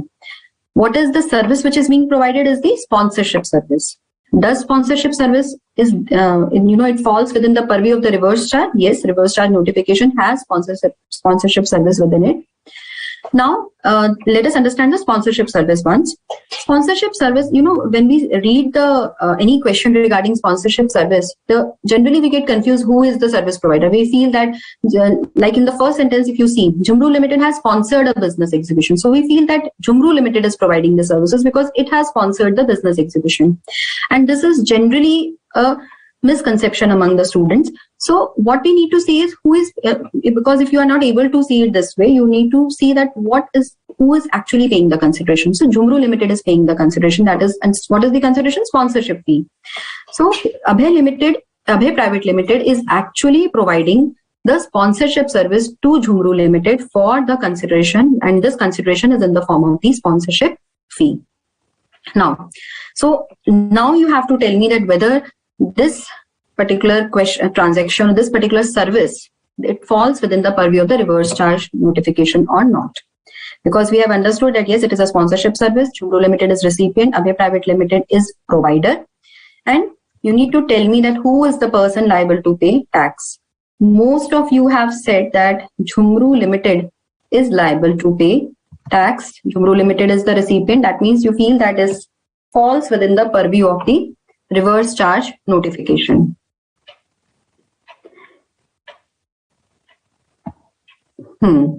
Yes. So in case of the reverse charge under this sponsorship service, what the reverse charge entry exactly says is that the services provided by any person to a body corporate or a partnership firm. Okay. Now, any person, services provided by any person. So this any person which we are talking about is the Abhay Private Limited. So it can be any person, company, body corporate, individual, anything, to a body corporate or a partnership firm. So it is providing services to Jhumru Limited. That means a company. So in this case, reverse charge provisions will apply and the tax will be paid by the recipient, that is Jhumru. And most of you have answered it correctly. Gajjar, Tanu, Charu, Parth, Harsh, Mansha, all of you are correct. In fact, Hitesh, Chaitanya, Sandeep, all of you are correct. Few of you have answered wrongly. I will not name, but you know. And after understanding the concept, I think now you can tell that Jhumru Limited is the person who is going to pay tax in this service. You have understood why it is paying tax, because the recipient has to be a body corporate or a partnership firm. Jhumru Limited is satisfying this condition. Provider can be any person, so Abhay Private Limited can pay the tax.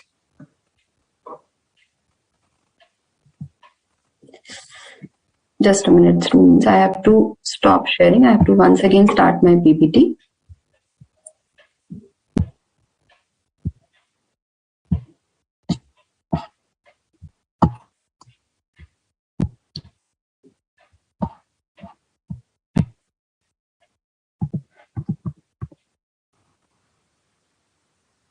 And it will be continued. I am just sharing the screen again. Just a minute.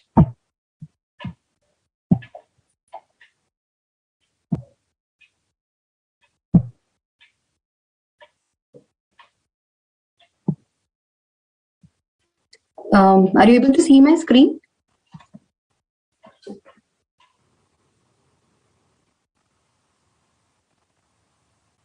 Achha. Now is it visible?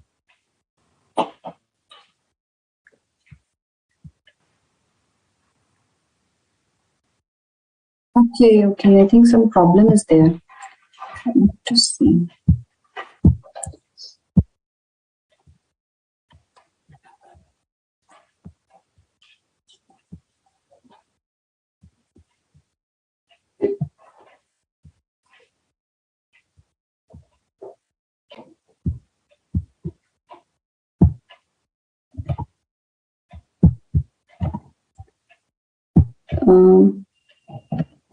I think I need to share it again. I will try sharing it again. That will, I think, resolve the problem.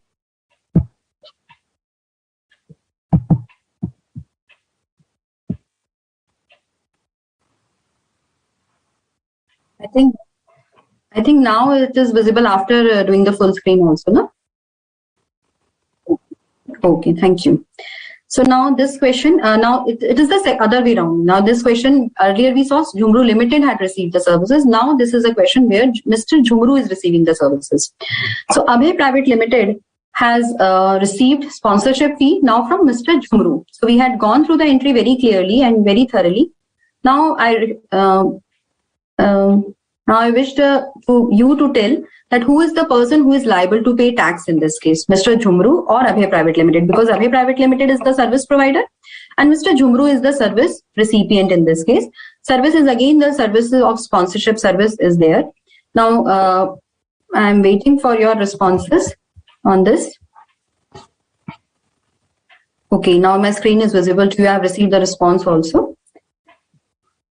Any technique to remember reverse charge services? Generally, reverse charge services, Namrata, it so happens that, the concept behind the reverse charge services is that whenever the services are being provided by an unorganized sector or a person who will generally not be able to pay the tax, or he will be a small service provider, an unorganized sector, an individual, those types of persons are generally under service provider category. And service recipients are generally the more organized sectors, like body corporates are there, partnership firms, registered people are there.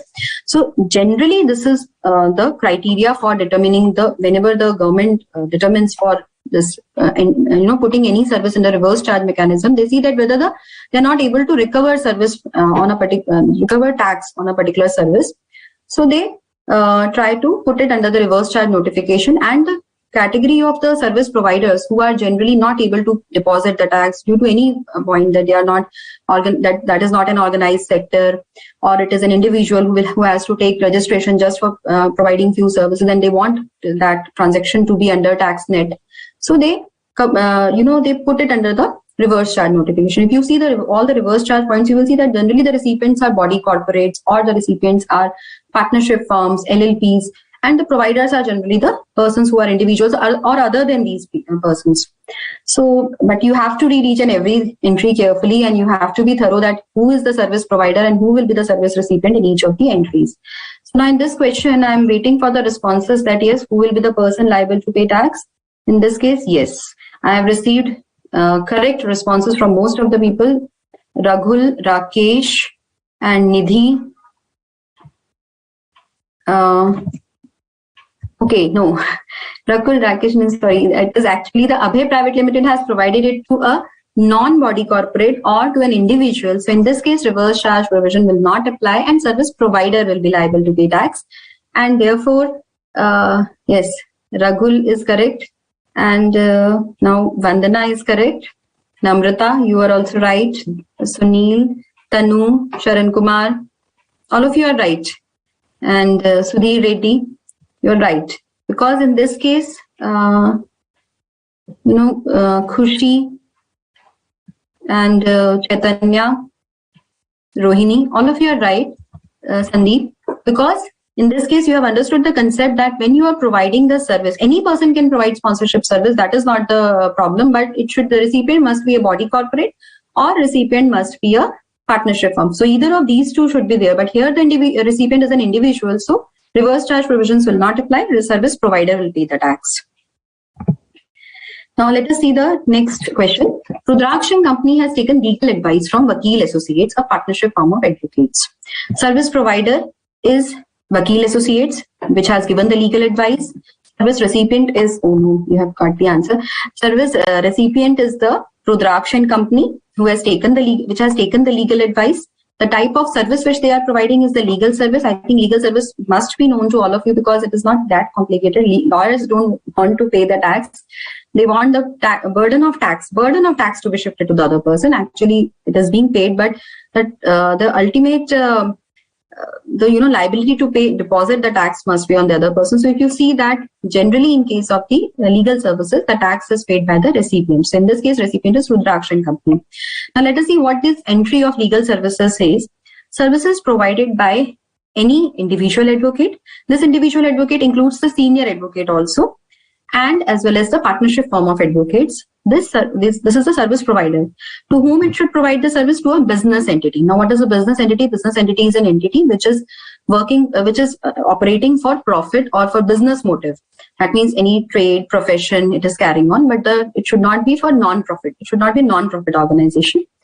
So it is providing service to a business entity. Now we are assuming that in this case, these services are not exempt. You will understood this and its importance in the next session, which Deepak will be taking, the exemption from GST. In this case, I am assuming that these services are not exempt. That is why we are determining the tax liability in this case. So let us see. Yes, Sushil, your answers are reaching to me. Maybe I have missed your answer, but your answers are definitely reaching. Yes, so you can start replying now. I will definitely see your answers.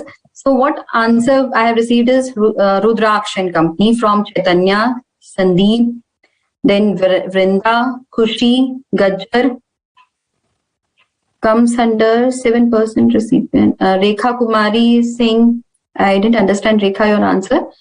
Then Tanu, Sushil Kumar, Vaishnavi and Charu. All of you have answered correctly. That is Rudraksh & Company, because the service recipient is a business entity and service provider is a partnership firm of advocates. So all of you are right.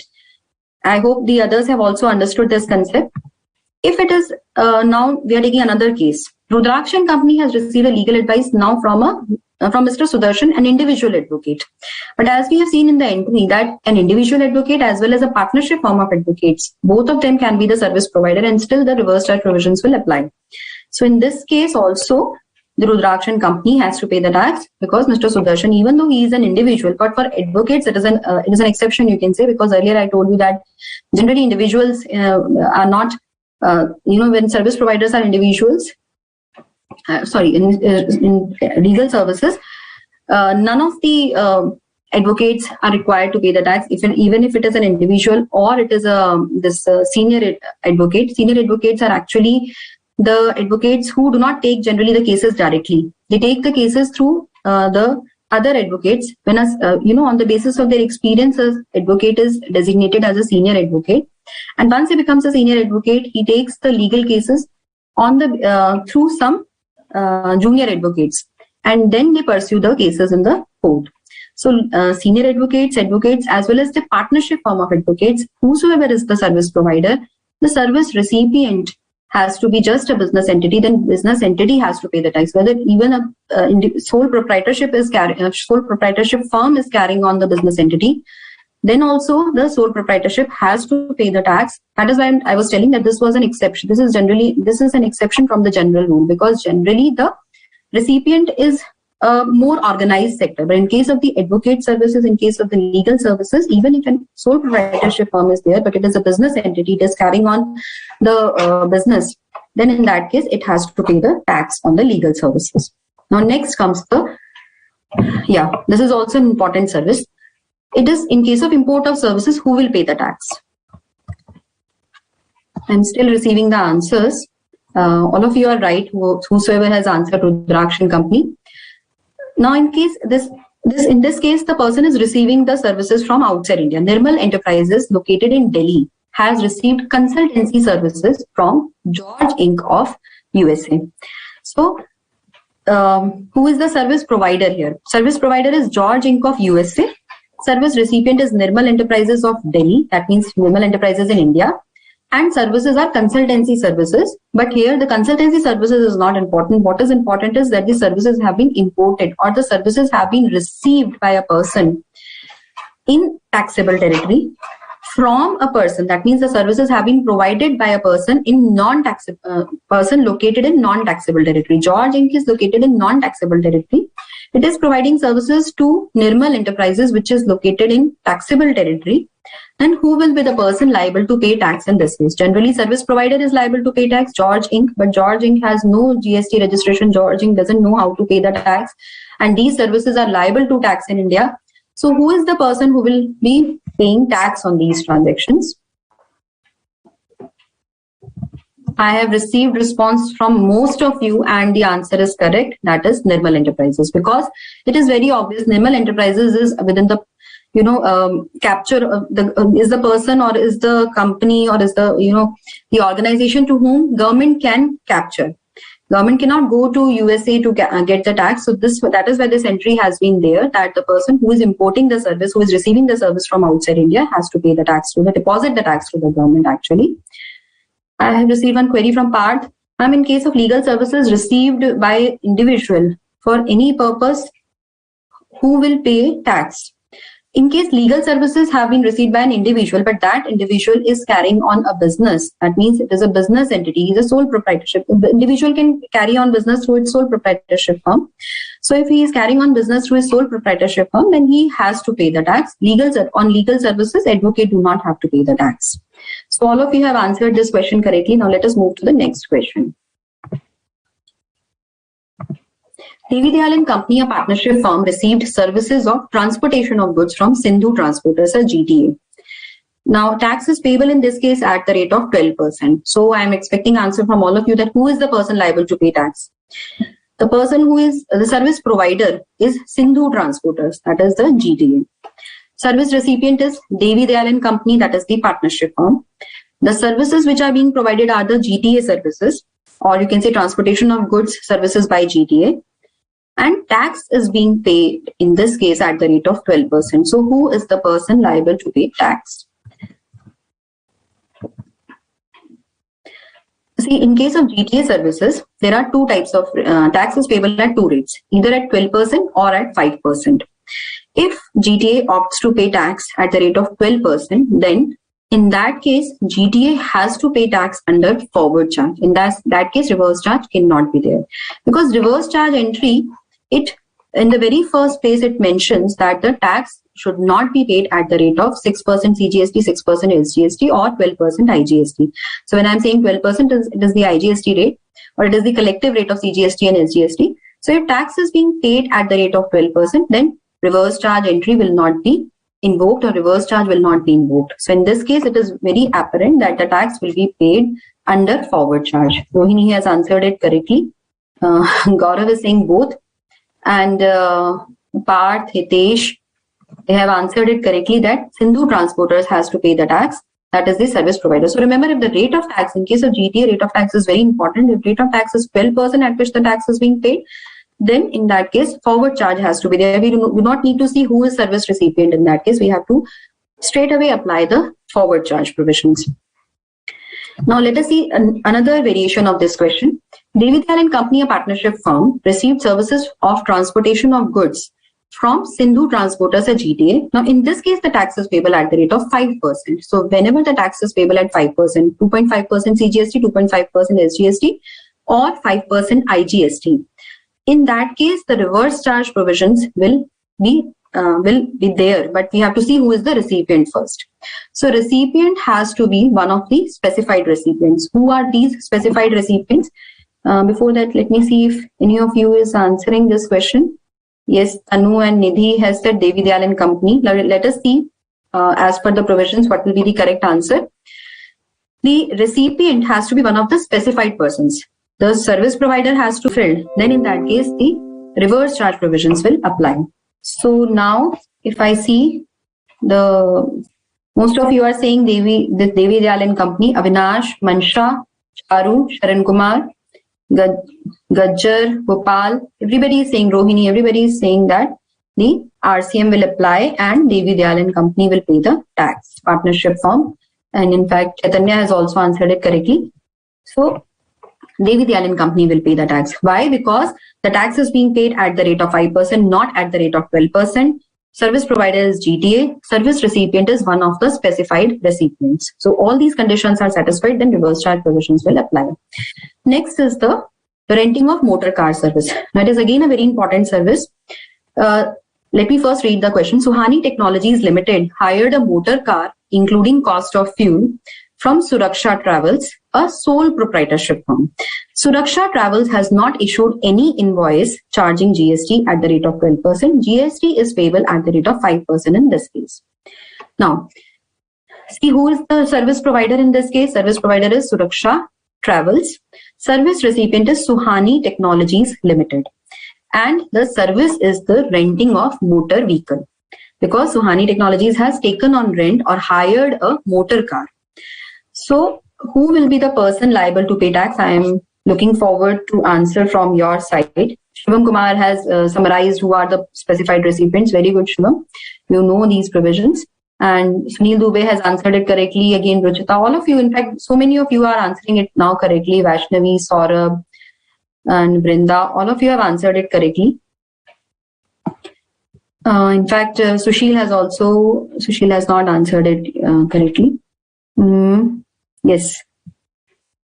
So I have received few responses in this case.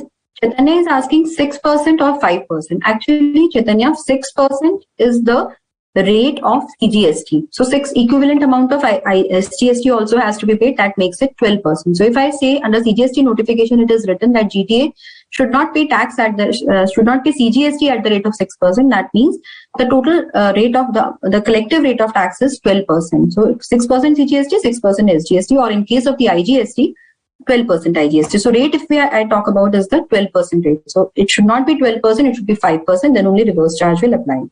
In case of the renting of motor vehicle also, this provision will apply. So I am receiving both type of answers here. Suraksha Travels also, Suhani Technologies also. Let me take you through the provision. The renting of motor vehicle service if it is provided by a person other than body corporate to a body corporate. And the other conditions is that the cost of fuel should be included in the consideration provided by the service recipient to service provider. And the rate of tax which is being charged should not be 12%, or it should not be 6% CGST and 6% SGST, in other words. Then the reverse charge provisions will apply. So in this case, if you see, the service is provided by Suraksha Travels. It is not a body corporate, and it is provided to a body corporate, Suhani Technologies Limited. And the rate which is charged is 5%. On renting of motor vehicle, again, there are two rates, 5% and 12%. So in this case, 12% rate is not charged. No invoice has been issued by Suraksha Travels charging 12% rate. Rate charged is 5%. Rate, that means rate which is applicable in this case is 5%. So the reverse charge provision will apply in this case, and Suhani Technologies will pay the tax. So you understood this concept. In fact, you have gone through this concept in the class, in your class.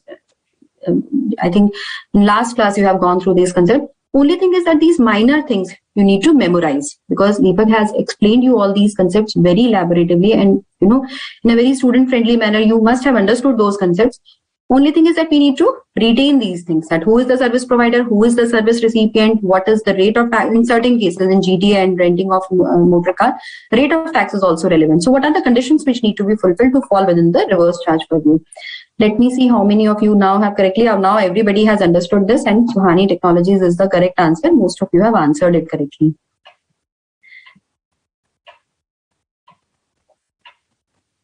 Now, Rinda is asking, if legal services are received by an individual who is doing a service, then who will pay tax? Individual can carry on any type of business activity.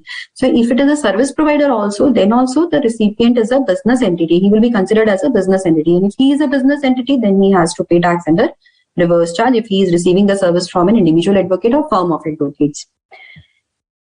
In the case of recovery agent, if recipient is other than company, then who will pay the tax? Recipient has to be a body corporate or a partnership firm. If it is not so, in case of recovery agent services are provided to a banking company. So if it is not a banking company, then in that case, recovery agent has to pay the tax. That is not the case that recovery agent will never pay the tax. In case he doesn't, his services do not fall within the purview of this reverse charge notification, he has to pay the tax.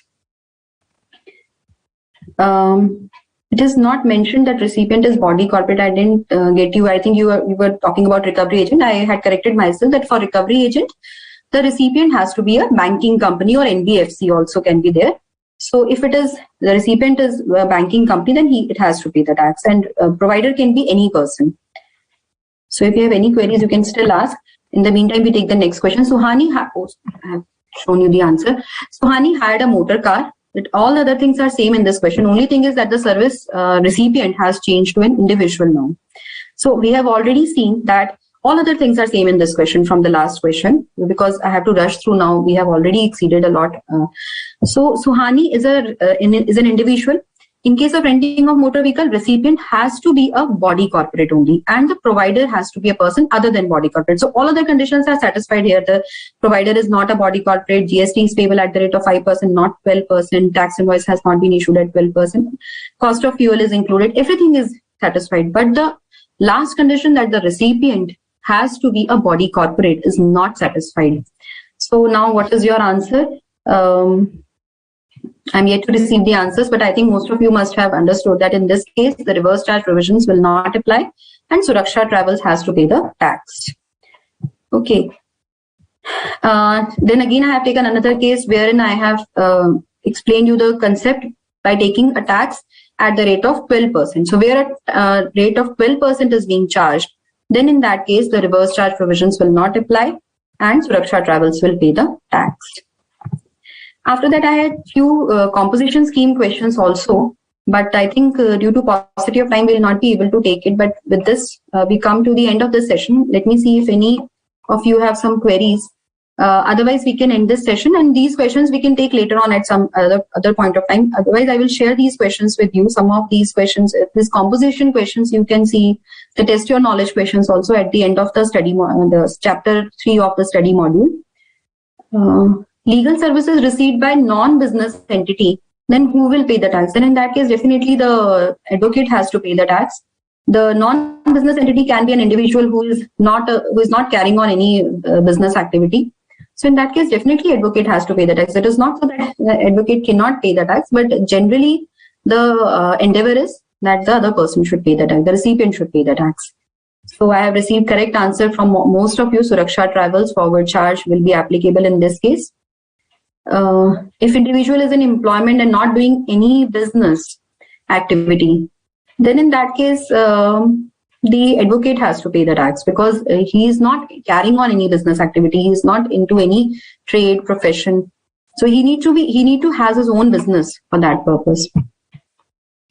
Then if any other query is left, ma'am, here it is, Shivam Kumar has asked, but ma'am, here it is not mentioned that recipient is a body corporate. Shivam, if you're asking about the entry, then definitely it is mentioned in the reverse charge entry that in case of the renting of motor vehicle, I think you are talking about that renting of motor vehicle has to be received by a body corporate. I think you were asking that only. So with this, we come to an end of this session. I hope this has helped you in revising your concepts, and I wanted to let you know that which all areas you need to focus. So, and one more important point, very important point, that under reverse charge, the reverse charge under goods is not there in your syllabus. So that is excluded by way of study guidelines. So you don't go into that. We have given a few illustrative list for a small illustrative list for you, and I think Deepak must have also taken you through the same. But that is only for your knowledge purpose. Reverse charge under services, you have to do it very carefully, and each and every entry you have to go through very carefully. So that you should know.